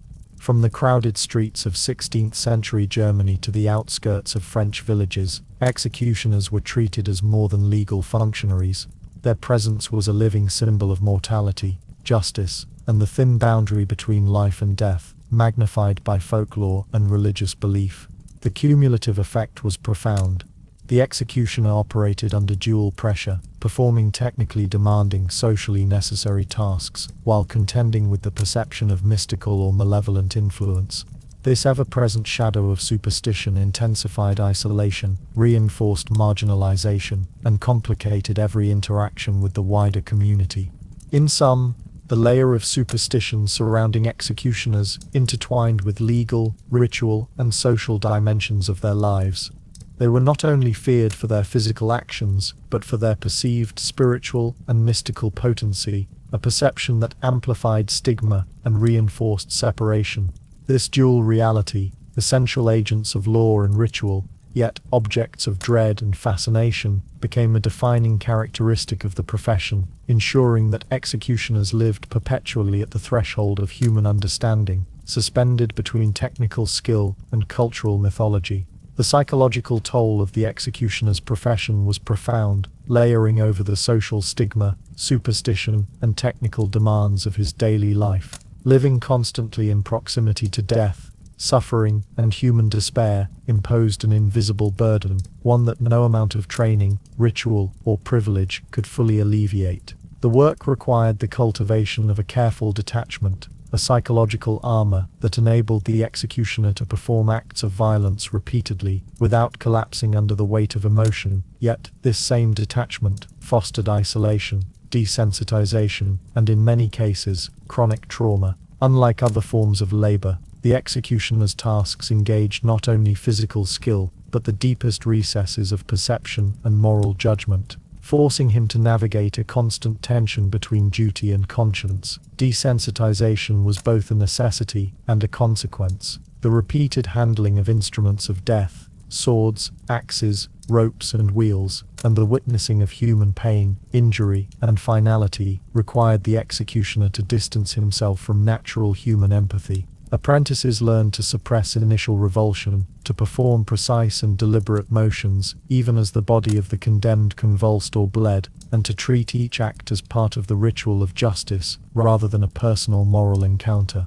Over time, this detachment became habitual, allowing professional performance to continue with efficiency, but it also carved a void in emotional responsiveness. Executioners often reported, or were described by others, as detached, taciturn, and emotionally reserved, a reflection of the constant psychological self-regulation demanded by the occupation. Trauma was an almost inevitable companion. Witnessing pain, suffering, and death on a continual basis left enduring impressions on mind and body.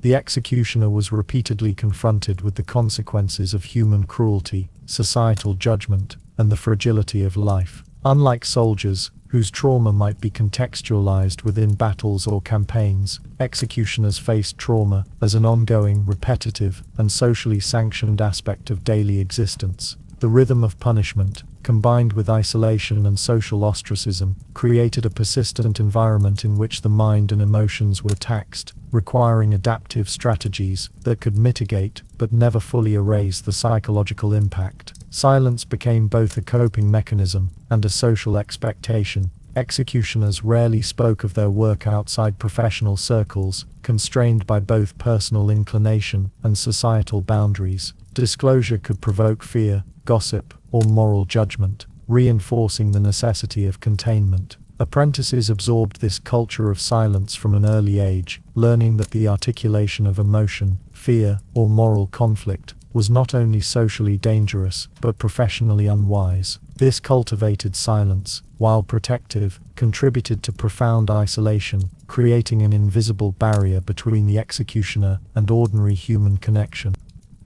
The psychological toll also intersected with social alienation. Marginalized from towns, villages, and communities, executioners often lived physically and socially apart, reinforcing the sense of otherness. Neighbors avoided contact, friends hesitated to approach, and religious rituals were limited in participation. This isolation magnified the psychological burden, creating an environment in which coping mechanisms had to be internal, solitary, and disciplined. Over decades, this persistent separation shaped both identity and behavior, producing individuals whose existence was defined as much by endurance of the inner burden as by performance of outward duties. Cumulative trauma manifested in varied ways. Some executioners exhibited stoicism and precision, mastering their craft and maintaining public composure while privately enduring emotional weight. Others became irritable, withdrawn, or prone to substance use as a form of coping, reflecting the unacknowledged and unmediated strain of continuous exposure to death.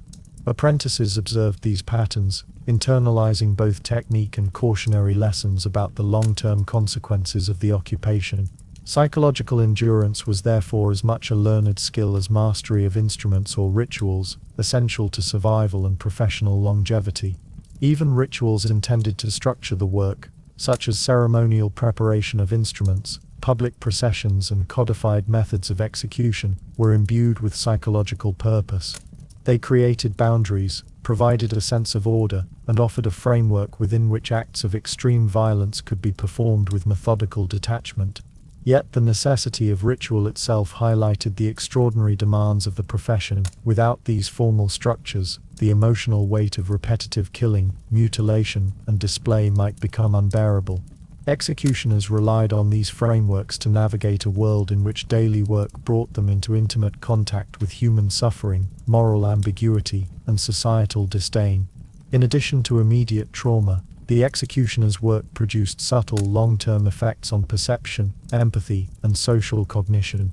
Constant exposure to death, criminality, and suffering conditioned a worldview shaped by observation of human vulnerability, fear, and mortality. Social interactions were filtered through experience. The executioner's understanding of authority, compliance, and human behavior was informed as much by proximity to the condemned as by civic instruction.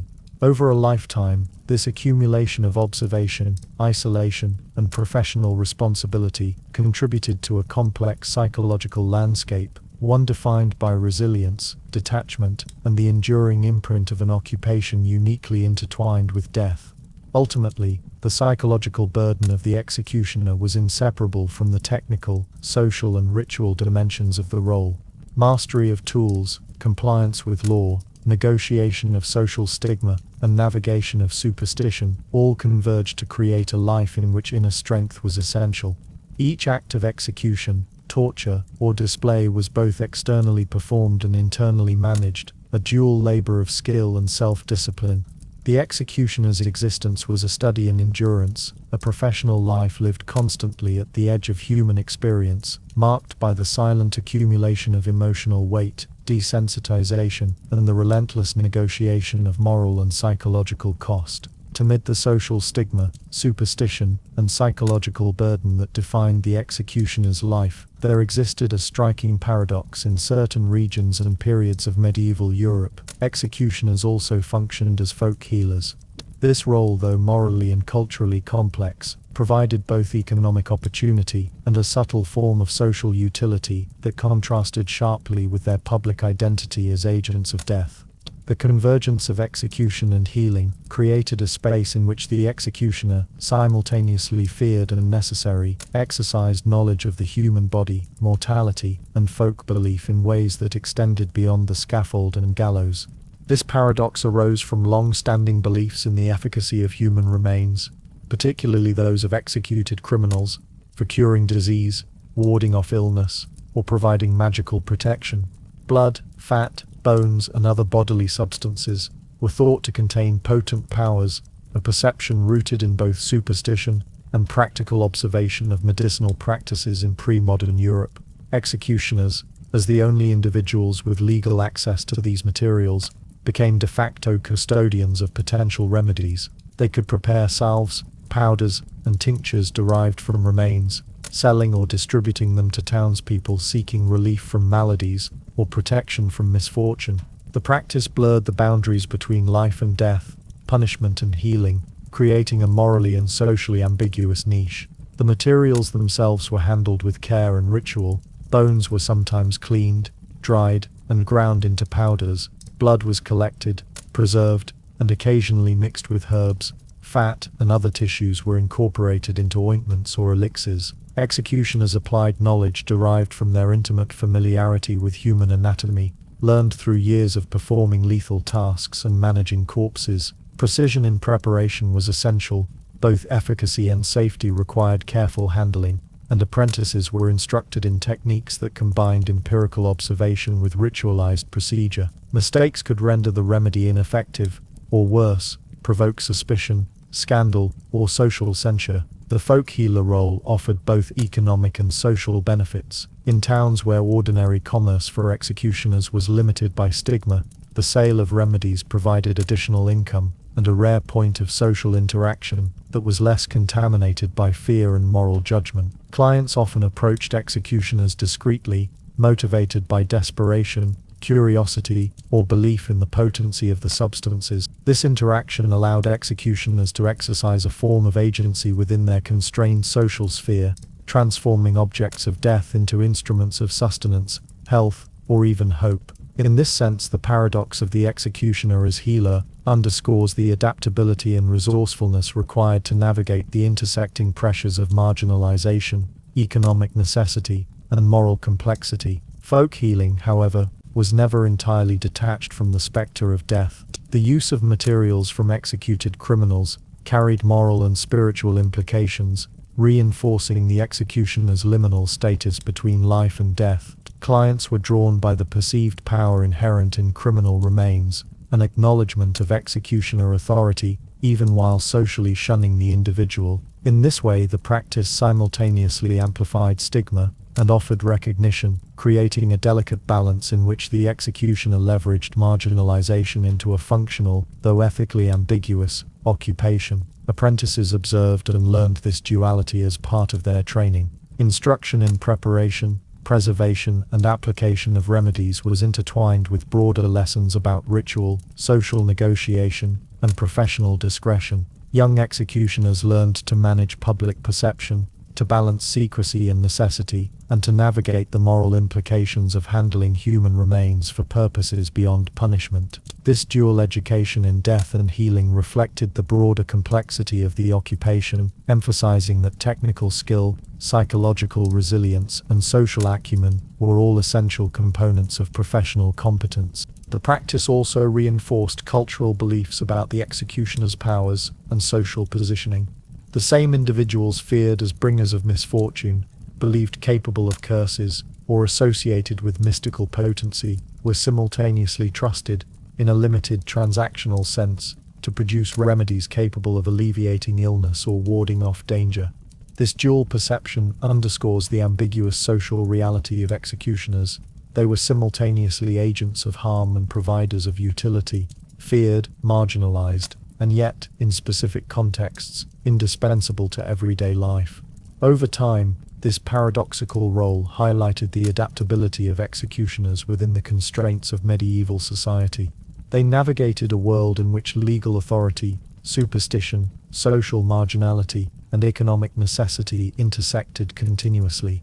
The transformation of instruments and materials associated with death into objects of perceived healing was emblematic of the executioner's complex negotiation with society, an individual ostracized yet essential, feared yet occasionally sought, carrying the weight of both punishment and provision. In sum, the executioner as healer illustrates the multifaceted nature of a profession, simultaneously bound by law, superstition, ritual, and economy. While the scaffold, the gallows, and the wheel defined public perception, the preparation and sale of remedies revealed a hidden dimension in which the executioner exercised knowledge, skill, and agency. This duality, in which the instruments and materials of death became the medium for life and protection, exemplifies the intricate, morally complex, and socially negotiated existence of one of history's most enigmatic professions. The life of an executioner extended beyond the scaffold, the gallows, and the instruments of punishment into the intimate, often fraught sphere of family and domestic life.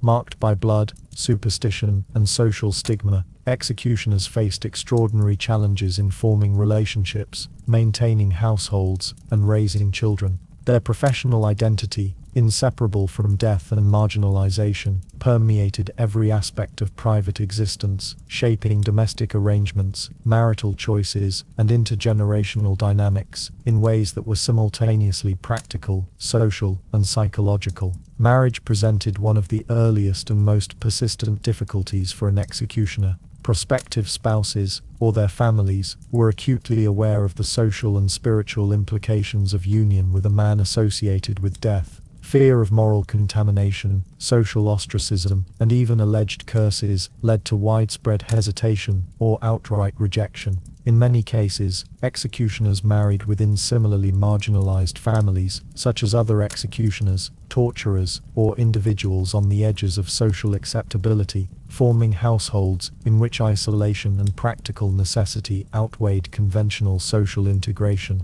Even within these unions, the weight of public perception and superstition persisted, influencing everyday interactions, the selection of residents, and participation in communal life. Children of executioners faced a dual inheritance: the practical skills of the profession and the burden of social stigma. From an early age, they were often expected to apprentice under their parent, learning the technical use of instruments, the rituals of execution, and the psychological detachment required for survival in a world that both feared and shunned them.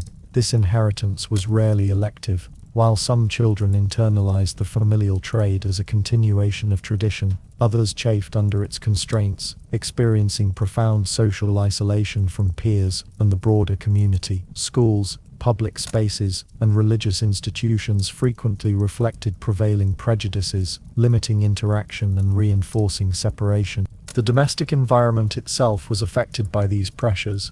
Executioners often resided in houses situated on the margins of towns or near city walls, partly dictated by municipal regulations and partly by social exclusion. These homes were functional rather than socially integrated, designed to balance proximity to instruments, gallows, and workplace responsibilities with minimal exposure to neighbors who might react with fear or moral condemnation.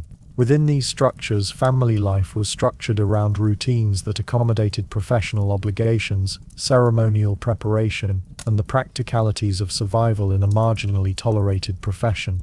Children were raised within a careful blend of domestic education and professional training, often under strict supervision to instill both technical competence and awareness of social boundaries. Marriage and family obligations required constant negotiation with both superstition and professional responsibility. Ritual practices, dietary customs, and household management often reflected beliefs about contamination, spiritual protection, and social propriety. Wives of executioners sometimes played essential roles in managing these boundaries, overseeing domestic hygiene, assisting with apprenticeships, or preparing minor remedies for townspeople. Their labor, largely invisible in historical records, was nonetheless critical to maintaining household stability and managing the pervasive weight of public perception. The executioner's spouse had to navigate simultaneous fear, economic necessity, and superstition, reinforcing the family's isolation while enabling survival. The cumulative psychological burden of family life compounded the challenges of professional practice. Executioners, already required to maintain detachment in the face of death, had to negotiate intimacy, emotional expression, and moral guidance within the home. Children inherited not only the technical knowledge of instruments and ritual, but also an understanding of social marginalization, fear, and the psychological demands of the profession. Parents balanced imparting professional skill with shielding offspring from the harshest elements of stigma, striving to preserve some semblance of normalcy, while fully aware that isolation and social prejudice were inescapable realities. Communal participation was also constrained. Attendance at religious services, markets, and public gatherings was limited or conducted with careful attention to avoidance, discretion, and ritual propriety. Family members often moved with caution, learning to navigate the town with awareness of the executioner's reputation. Despite the physical presence in shared spaces, executioner families were socially peripheral, their interactions shaped by a constant negotiation between necessity, survival, and the omnipresent gaze of communal judgment. Children in particular learned early to interpret social cues, anticipate avoidance or ridicule, and develop coping strategies for enduring marginalization. Even within the household, tensions could emerge from the constant proximity to instruments of death, the omnipresence of superstition, and the psychological weight carried by all members. Conversations, routines, and domestic activities were often governed by practical necessity rather than social comfort, shaping family culture in ways that reinforced separation from broader society. Apprenticeships within the home, whether of children or distant relatives, further entrenched the intergenerational continuity of marginalization and professional skill, embedding both identity and isolation as inextricable elements of daily life. In sum, the family life of an executioner was a delicate balance of survival, professional continuity, and social negotiation. Marriage, child-rearing, and domestic management were all permeated by the realities of blood, superstition, and marginalization. The household became a microcosm of the executioner's broader existence, a space of discipline, instruction, and careful negotiation of psychological and social boundaries. Within these constrained walls, families cultivated resilience, continuity, and a paradoxical form of agency, maintaining life and legacy amidst the pervasive shadow of death that defined both profession and personal identity. The executioner's existence was never wholly secular. It was entangled with religion in a complex, often uneasy relationship that reflected the tensions between societal perception, divine mandate, and personal conscience. On one hand, executioners carried out acts sanctioned by the state, and by extension, the will of God, enforcing justice in accordance with laws believed to reflect divine order. On the other hand, their proximity to death, blood, and human suffering often led religious authorities, communities, and even family members to shun them from sacraments, church participation, and public religious life. This contradiction, simultaneously acting as an instrument of divine justice, while being socially and spiritually marginalized, was a defining tension of the executioner's spiritual experience. Participation in religious life was constrained in multiple ways. Executioners were frequently excluded from communal ceremonies, including weddings, baptisms, and certain church services, and in some regions were barred from burial in consecrated ground. Clergy justified these exclusions based on fears of moral contamination or ritual impurity, rooted in the idea that executioners handled death too intimately to be spiritually pure.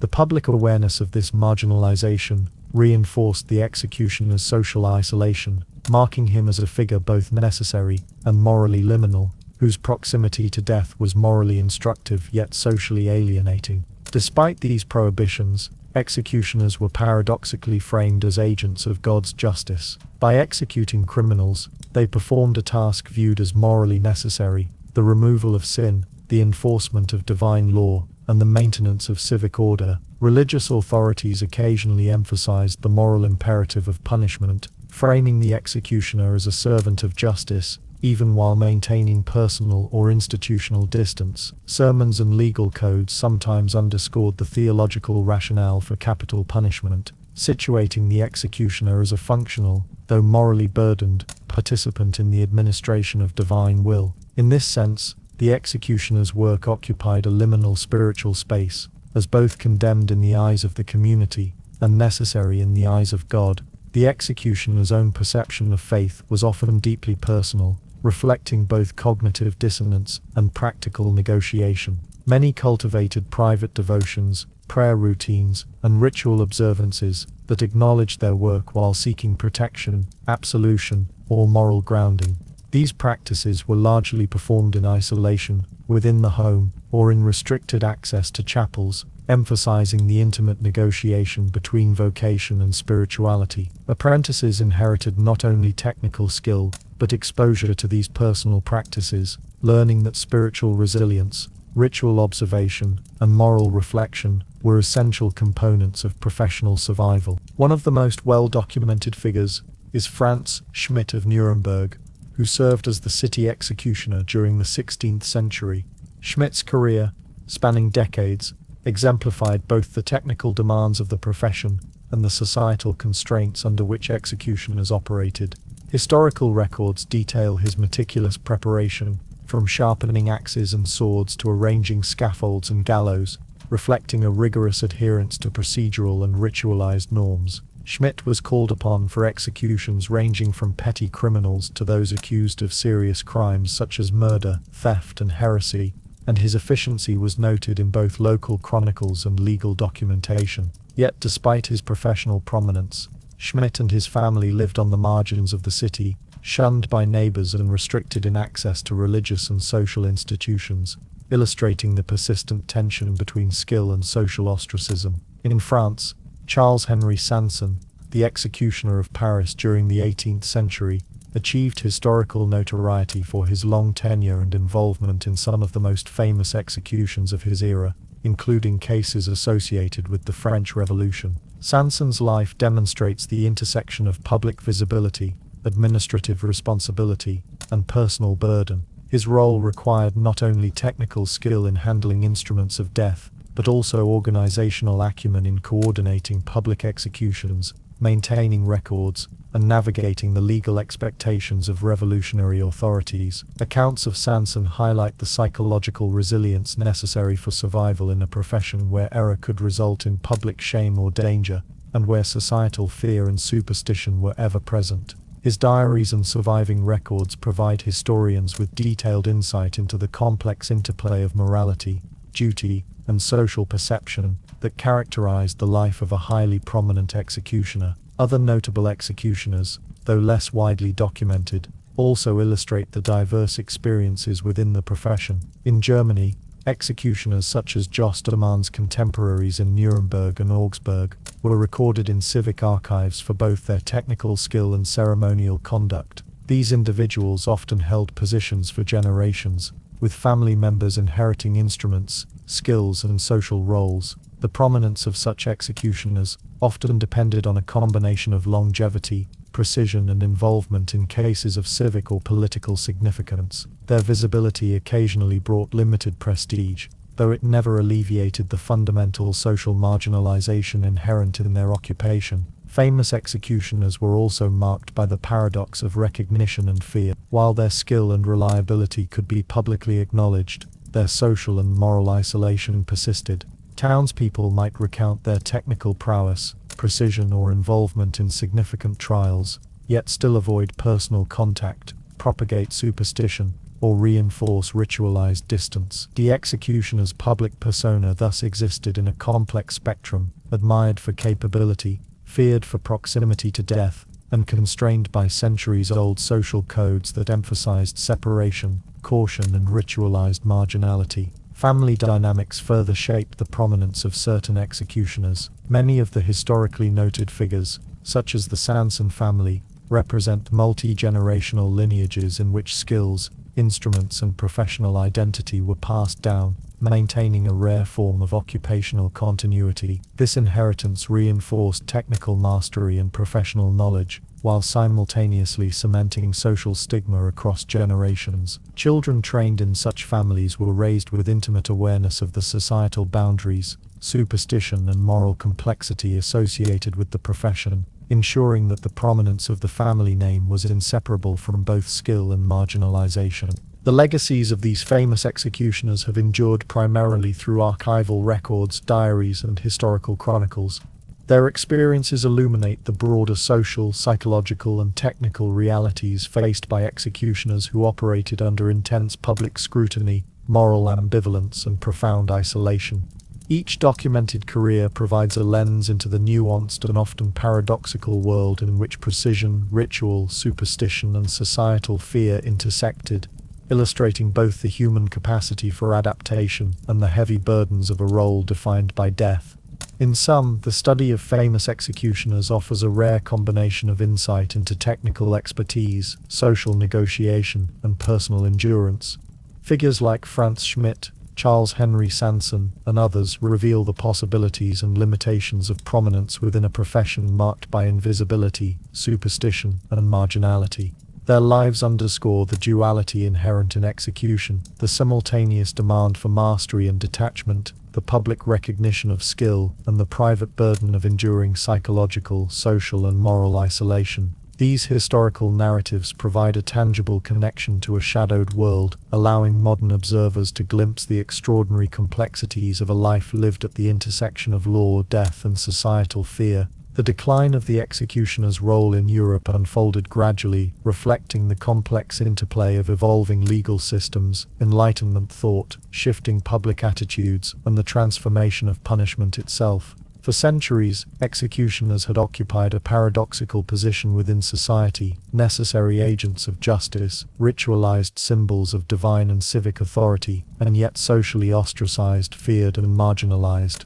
By the 17th and 18th centuries, however, the fundamental structures that had sustained this profession began to change. Political, intellectual, and cultural currents undermined the rationale for highly visible, public, and often ritualized executions, reducing the executioner's function to a narrower, more bureaucratic, or even ceremonial role. Legal reform was one of the principal forces driving the diminution of the executioner's traditional responsibilities. Medieval and early modern legal codes had relied heavily on corporal and capital punishment as both a deterrent and a form of public moral instruction. Public executions served not only to punish the condemned, but to demonstrate the reach of civic and divine law, reinforcing social order through spectacle. Executioners, skilled in the precise administration of death, torture, and the display of remains, were essential to this system. By the 17th century, however, emerging legal philosophies increasingly questioned the efficacy and morality of ritualized violence. Legislators and jurists began to consider alternatives that prioritized imprisonment, fines, and rehabilitation over public punishment, reflecting both practical concerns about maintaining order and the growing influence of humanistic and Enlightenment ideas regarding justice and proportionality.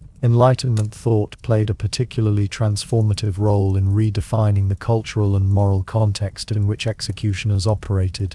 Philosophers and legal theorists including Cesare Beccaria, Montesquieu, and Voltaire critiqued traditional practices of torture and public execution as morally excessive, socially counterproductive, and inconsistent with rational governance. Beccaria's seminal work, On Crimes and Punishment 1764, argued that punishment should be proportionate, swift, and certain rather than public and brutal. The visibility and theatricality of executions, previously thought to enforce civic obedience, were increasingly viewed as spectacles that could provoke fear, resentment, or perverse fascination rather than genuine moral improvement. The executioner, whose authority and livelihood were built on precision, ritual, and spectacle, found the ideological foundations of his profession eroding. Concurrently, shifts in administrative and bureaucratic structures further reduced the executioner's necessity.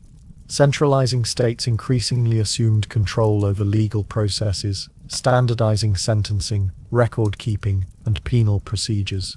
Tasks that had once required local, highly skilled executioners were sometimes transferred to officials who performed punishments with less ritual or skill, or were delegated to institutionalized systems such as prisons. The reliance on specialized executioners diminished as judicial and civic institutions sought efficiency, consistency, and predictability, often at the expense of traditional localized expertise. Executioners who had inherited positions through family lineage or municipal appointment faced an uncertain future, as offices were merged, eliminated, or reduced to ceremonial functions. Public perception and cultural attitudes toward execution also evolved during this period. The spectacle of death, previously a core feature of civic life, became increasingly distasteful to elites and reformers alike. Urban populations, once gathered at scaffolds and gallows to witness the consequences of crime, were encouraged or required to engage with law in less visceral, more regulated ways. The social isolation and stigma that had long accompanied the executioner's role were in some cases alleviated as the profession itself receded from public consciousness. Yet this withdrawal did not reduce the psychological, social, or moral legacies borne by families who had carried the occupation for generations. Instead, it signaled a profound shift. The executioner's visibility, once a source of power and fear, became a vestige of a fading cultural paradigm. The technological and procedural dimensions of punishment also contributed to the decline. The refinement of firearms, the development of more mechanized forms of execution, and the establishment of penitentiaries reduced the reliance on manual skill with axes, swords, or ropes. As executions became faster, less public or mediated through technology, the need for highly trained ritualized executioners diminished. The transition from visible, ceremonial punishment to hidden bureaucratic or technological methods represents a profound reconfiguration of both authority and labor. Executioners who had honed their craft over decades were confronted with either adaptation or obsolescence, often facing a professional and existential crisis as their traditional skills lost functional relevance. Cultural and social factors also played a role in the profession's decline. The Enlightenment and subsequent modernizing movements emphasized rationality, human dignity, and the potential for reform. Public fascination with execution, once framed as moral education or civic spectacle, was increasingly regarded as morbid curiosity or entertainment devoid of ethical justification. Pamphlets, newspapers, and early forms of journalism disseminated reformist ideas and critiques of public executions, shaping collective consciousness in ways that reduced the executioner's social significance. Families whose livelihoods had been intertwined with the role found themselves navigating a world in which their historical expertise was no longer socially or legally demanded. In some regions, the decline was accelerated by state policies aimed at professionalizing or monopolizing the administration of justice.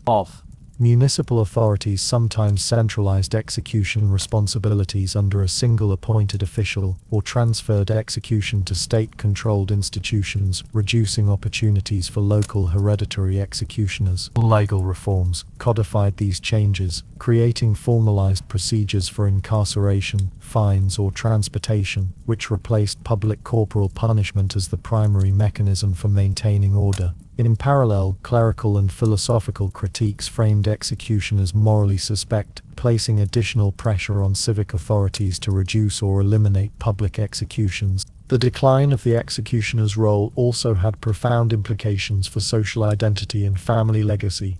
Generations of families that had passed down the profession found their inherited knowledge and social positioning destabilized. Children trained in the use of instruments, ritual and administrative coordination of executions suddenly faced diminished prospects, confronting both the economic and psychological ramifications of obsolescence. Apprenticeships and familial continuity, once central to the profession's survival, became less relevant, leaving former executioners to navigate new forms of employment or social marginalization, without the protective framework of inherited skill or status. Yet the decline was uneven and regionally variable.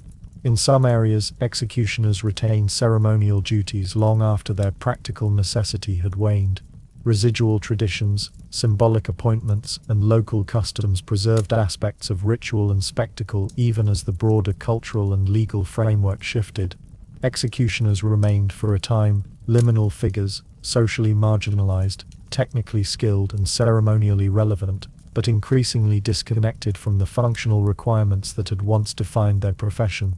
Over time, however, these vestiges were gradually eliminated, leaving executioners to occupy a shadowed, largely historical space, remembered primarily through archival records, legal documents, and anecdotal accounts. By the 19th century, in many parts of Europe, the executioner as a distinct socially recognized professional figure had largely disappeared. The rise of modern penal institutions, codified legal systems, and philosophical frameworks emphasizing human rights and rehabilitation transformed the administration of justice. Execution, when it continued, was increasingly mechanized, privatized, or performed by state-appointed officials detached from the traditional social roles of medieval and early modern executioners. Families that had carried the profession for generations either adapted to new roles, absorbed the stigma without professional identity, or faded from public record entirely, marking the near-complete disappearance of a once central social function. The decline of the executioner's role, therefore, was not merely a procedural or legal transformation, it was a profound cultural, psychological, and social reorientation. It reflected shifts in moral philosophy, civic governance, technological innovation, and social perception, each contributing to the gradual erasure of a profession that had existed at the intersection of death, law, and ritual for centuries. Executioners, once essential actors in the performance of justice, were rendered functionally obsolete, leaving behind a complex legacy of skill, stigma, adaptation, and marginalization that continues to fascinate historians, social theorists, and cultural observers. In conclusion, the decline of the executioner's role illustrates the broader evolution of European society from ritualized, corporeal justice towards systems of punishment, emphasizing rationality, proportionality, and rehabilitation. It highlights the fragility of professions intertwined with social perception, superstition, and ritualized authority, showing how legal, philosophical, and cultural transformations can redefine entire occupations. The executioner, once a central, if paradoxical, figure in the administration of justice, became a historical artifact, a reminder of the intricate and often morally ambiguous ways in which societies have engaged with death, punishment, and human authority. The transformation of execution from a public spectacle to a hidden, institutionalized form of punishment represents one of the most profound shifts in the history of crime, law, and societal perception. For centuries, executions were deliberately public events, staged on raised scaffolds, gallows, or wheels, designed to demonstrate the consequences of criminal behavior and the reach of civic and divine authority. Executioners occupied a central, highly visible position in these ceremonies, wielding tools of death with precision, timing, and ritualized technique. The crowd, often numbering in the hundreds or thousands, provided both witness and audience, reinforcing social order through collective observation and communal sanction. Yet, as Europe entered the late 17th and 18th centuries, this paradigm began to shift. Philosophical critique, changing legal norms, and evolving notions of morality gradually undermined the rationale for public executions, reshaping the role of the executioner and the very nature of punishment itself. The intellectual currents of the Enlightenment exerted a decisive influence on this transformation. Thinkers such as Cesare Beccaria, Montesquieu, Voltaire, and Jeremy Bentham interrogated the moral and practical foundations of capital punishment, emphasizing proportionality, certainty, and rational deterrence over spectacle, fear, or ritualized cruelty.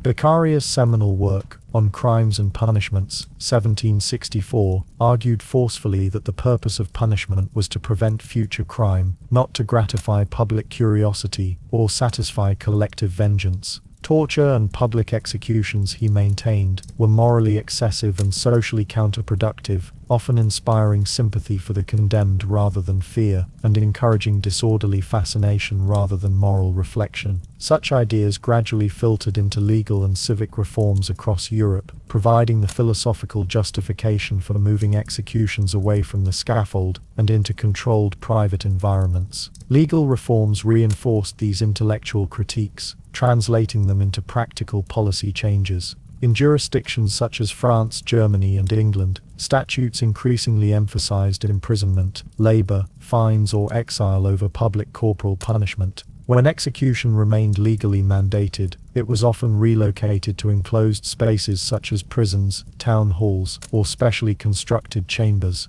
This shift served multiple purposes. It reduced the potential for public unrest, minimized the moral and psychological impact on the community, and limited the visibility of acts that were now framed as necessary, but morally troubling. For the executioner, this represented a profound reduction of agency and visibility. The tools of their craft, once wielded before an audience in deliberate ritualized sequences, were now employed in constrained, depersonalized settings, where public performance and spectacle were no longer components of professional identity. The sociological consequences of this transition were significant. Executioners, who had long navigated a paradoxical space of visibility and ostracism, were stripped of their public stage. The psychological and social reinforcement that accompanied public recognition, whether in the form of fear, respect, or notoriety, diminished. In towns where executions had once been central civic events, the withdrawal of spectacle altered communal experience, removing both the ritualized confrontation with crime and the collective acknowledgement of authority. Executioners were left to negotiate their professional identity in increasingly isolated and private spaces, performing duties that retained their technical and moral complexity, but lacked the public framing that had previously defined the role. The material and technical aspects of execution were also affected. Private executions demanded new logistical adaptations, including modifications to instruments, spatial arrangements, and procedural protocols. Gallows, wheels, and public scaffolds were replaced with confined chambers, reinforced walls, and mechanisms designed for efficiency rather than display. Executioners had to adjust to these environments, ensuring precision and minimizing error without the benefit of public oversight, ceremonial cues, or communal reinforcement. In some cases, this increased the psychological strain, as the isolation and moral weight of their work became more acute without the buffering presence of ritualized spectatorship. Cultural and religious factors intersected with legal reforms to reinforce this shift. Public executions had long served as moral theater, emphasizing divine justice, civic authority, and the consequences of sin. As Enlightenment critique and secular governance gained influence, this symbolic function was increasingly downplayed. Religious authorities, once co-opted into legitimizing public punishment, now tacitly supported the privatization of execution, framing it as a sober, morally necessary act, rather than a communal spectacle.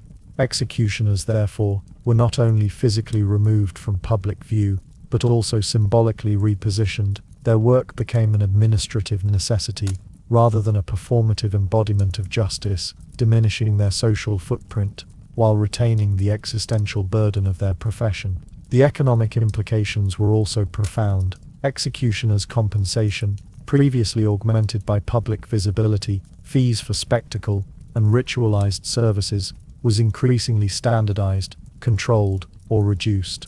The absence of public participation in executions curtailed opportunities for supplementary income, gifts, or privileges that had historically accrued from ceremonial visibility. Families dependent on multi-generational inheritance of the profession found that the material benefits once associated with public ritual were diminished, creating both economic and social pressure to adapt, diversify, or abandon the trade. Furthermore, the transition to hidden punishment reflected broader societal anxieties about the impact of violence on the collective psyche. Observing death as public spectacle had long been justified as a tool for moral education, deterrence, and communal cohesion. However, reformers increasingly recognized the potential for public executions to desensitize spectators, incite disorderly fascination, or evoke sympathy for the condemned. Private execution allowed authorities to contain these effects, preserving the punitive function of death while shielding society from what was now considered morally corrosive exposure.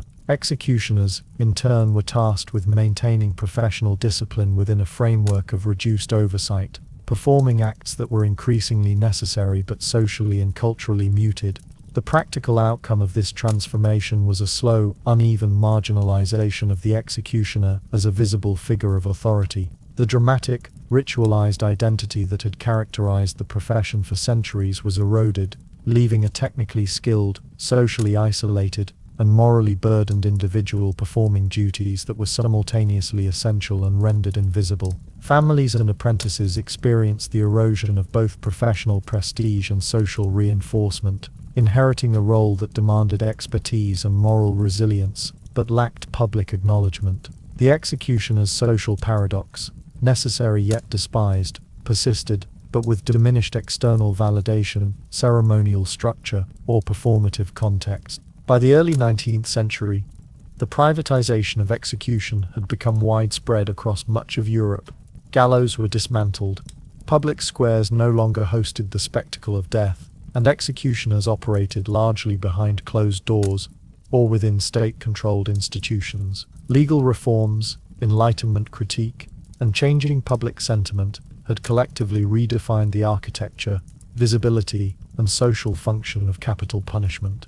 Executioners, once central figures in civic and moral theater, were now intermediaries in a depersonalized system, their work essential yet rendered socially invisible, technically demanding, yet stripped of performative significance. In conclusion, the movement from public spectacle to hidden punishment represents a defining moment in the historical evolution of justice, morality, and professional identity. For executioners, this shift marked a profound diminution of visibility, social reinforcement, and ritualized significance. Their expertise remained indispensable, but the context in which it was applied transformed dramatically. Executioners became custodians of hidden, morally fraught authority, performing duties once highly public and socially charged in obscured, administrative spaces. This transformation illustrates not only the changing nature of punishment, but also the broader evolution of societal norms, legal structures, and moral philosophy,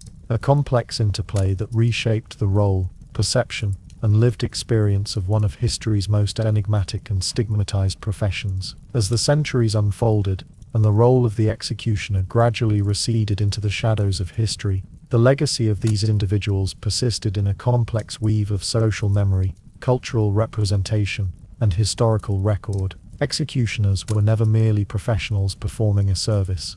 They were the visible and ritualized embodiment of death, law, and moral authority. Yet this visibility carried an enduring cost, one that extended beyond the professional and into the social, familial, and psychological spheres. Even as legal systems evolved, punishments were refined, and public executions vanished. The shadow of the executioner's labor remained a marker of human fascination, fear, and moral ambivalence. The persistence of executioners in collective memory is remarkable for its contradictions. On one hand, they were vilified, their lives intertwined with stigma, marginalization, and social isolation. Townspeople, clergy, and peers often viewed them with a mixture of horror and suspicion, as if proximity to their work could taint the moral and spiritual fabric of everyday life. The instruments they wielded, axes, swords, ropes, and wheels, became symbols of both authority and abomination, and the ritualized acts of killing, torture, and corpse display were preserved in chronicles, pamphlets, and anecdotal records with a sense of fascination tinged with fear. Yet, on the other hand, executioners also occupied a unique space of authority. They enforced laws, carried out sentences sanctioned by both the state and, by extension, divine mandate, and occasionally served as indispensable intermediaries in the administration of justice. Their existence was a paradox, simultaneously necessary for societal function, and socially condemned, technically revered and morally reviled. Cultural memory has often fixated on the theatricality and brutality of executioners, emphasizing the gruesome aspects of their work while obscuring the moral, psychological, and social complexities of their lives. Art, literature, and folklore preserved images of executioners clad in black, hooded, or masked, wielding gleaming axes, or standing atop scaffolds as grim symbols of civic authority. Yet behind these portrayals were the realities of isolation, family hardship, and the perpetual negotiation of moral and ethical dilemmas. Apprenticeships in the profession transmitted not only technical skill, but also the psychological conditioning required to navigate a life defined by death, detachment, and enduring stigma. The legacy of blood and shame, therefore, is not simply a historical curiosity. It is an intricate testament to the human capacity for adaptation in roles that demand both precision and moral fortitude under extreme social pressure. Historical records reveal the persistence of executioners' influence beyond their professional lifespans. Families who had served in the profession for generations continued to bear the social consequences long after the practical need for their work had diminished. Children inherited not only instruments and technical knowledge, but also stigma, superstition, and marginalization. The paradox of inheritance in the executioner's family was striking. The skills that guaranteed professional survival also ensured social isolation. Even when legal reforms rendered executioners functionally obsolete, the shadow of their profession endured, manifesting in family histories, regional law, and civic memory. This long tale of consequence illustrates the enduring human cost of a profession structured around the administration of death. Executioners also left a subtle, often paradoxical mark on law, culture, and morality. Their presence enforced civic codes, sustained ritualized forms of justice, and embodied the intersection of human and divine authority. In the absence of executioners, legal systems had to evolve, public rituals had to adapt, and social perceptions of crime, punishment, and morality were reshaped. Their work, though socially reviled, contributed to the formation of legal norms, the stabilization of municipal authority, and the codification of punishment procedures. The psychological and moral weight they bore, however, remained largely unacknowledged in contemporary discourse, leaving historical observers to reconstruct the nuanced realities of their lives from fragmented records, legal archives, and anecdotal accounts. The stigma surrounding executioners has echoed into cultural representations across centuries. In literature and folklore, they appear as liminal figures, both feared and respected, marginal yet necessary, morally ambivalent, yet operationally central. This ambivalence reflects the tension at the heart of their profession. They were instruments of justice, performing acts society deemed essential, yet they bore the burden of social exclusion, superstition, and moral suspicion. In some regions, tales of executioners acquiring supernatural powers, curses, or uncanny abilities persisted, illustrating the extent to which society projected fears, anxieties, and fascination onto these figures. These narratives, while often exaggerated, underscore the lasting impression executioners made on collective imagination and historical memory. Psychologically, the legacy of executioners speaks to enduring themes of trauma, adaptation, and moral negotiation. Individuals trained to perform death with precision, administer punishment with authority, and navigate moral ambiguity, developed mechanisms to sustain their psychological well-being in the absence of public acknowledgement or social acceptance. Diaries, letters, and archival accounts reveal patterns of introspection, ritualized self-discipline, and pragmatic coping strategies, illustrating the profound inner lives that accompanied an outwardly stigmatized profession. The endurance of such psychological adaptation over generations demonstrates both resilience and the inescapable weight of a vocation that demanded technical skill, moral calculation, and emotional fortitude. The decline of public execution and the privatization of punishment further complicated the legacy of executioners. As their work moved behind prison walls or became more bureaucratized, the performative and symbolic elements that had historically reinforced social recognition were lost. Executioners continued to carry out technically demanding tasks, yet their labor was rendered invisible, creating a dissonance between professional skill and social acknowledgement. This transition amplified the existential isolation of the role, reinforcing the enduring sense of moral, psychological, and social burden that defined their historical experience. Despite these transformations, the executioner's mark on history remains indelible. Their profession illuminates the intersection of law, morality, social order, and human psychology in ways that few other historical roles can. The study of executioners offers insight into the mechanisms through which societies regulate violence, ritualize authority, and negotiate moral complexity. It also provides a lens through which to examine the costs of roles that are simultaneously essential and socially condemned, highlighting the enduring tension between societal necessity and individual burden. In reflecting on the life of a medieval executioner, one is confronted with the dualities that defined the profession: visibility and isolation, necessity and stigma, technical mastery and moral burden, social marginalization and symbolic authority. Their existence was shaped by forces beyond individual control: legal codes, religious frameworks, social perception, and cultural imagination. Yet they navigated these constraints with skill, resilience, and adaptability. The legacy of blood and shame is thus not merely a record of social condemnation, but a testament to the complex, morally nuanced, and psychologically demanding nature of their labor. Ultimately, the story of the executioner illustrates a fundamental truth about the human experience of work, morality, and societal function. Professions that involve life and death, moral ambiguity, or social stigma leave enduring imprints on both individual lives and collective memory. The executioner's role, both necessary and miserable, embodies this duality. Their work was indispensable to the maintenance of law and order, yet it was inescapably isolating, morally fraught, and socially condemned. The stain of blood and shame, inherited across generations and etched into cultural memory, serves as a historical testament to the paradoxes, burdens, and enduring consequences of a life devoted to the administration of death. In sum, the legacy of the medieval executioner persists not only in historical records, folklore, and literature, but also in the ethical, social, and psychological questions it raises. Their existence reminds us that professions entwined with mortality, justice, and societal fear demand extraordinary resilience, technical skill, and moral negotiation. While the practical necessity of their role has long disappeared, the complex web of stigma, adaptation, and historical memory they leave behind continues to captivate, disturb, and illuminate the human engagement with justice, mortality, and societal order.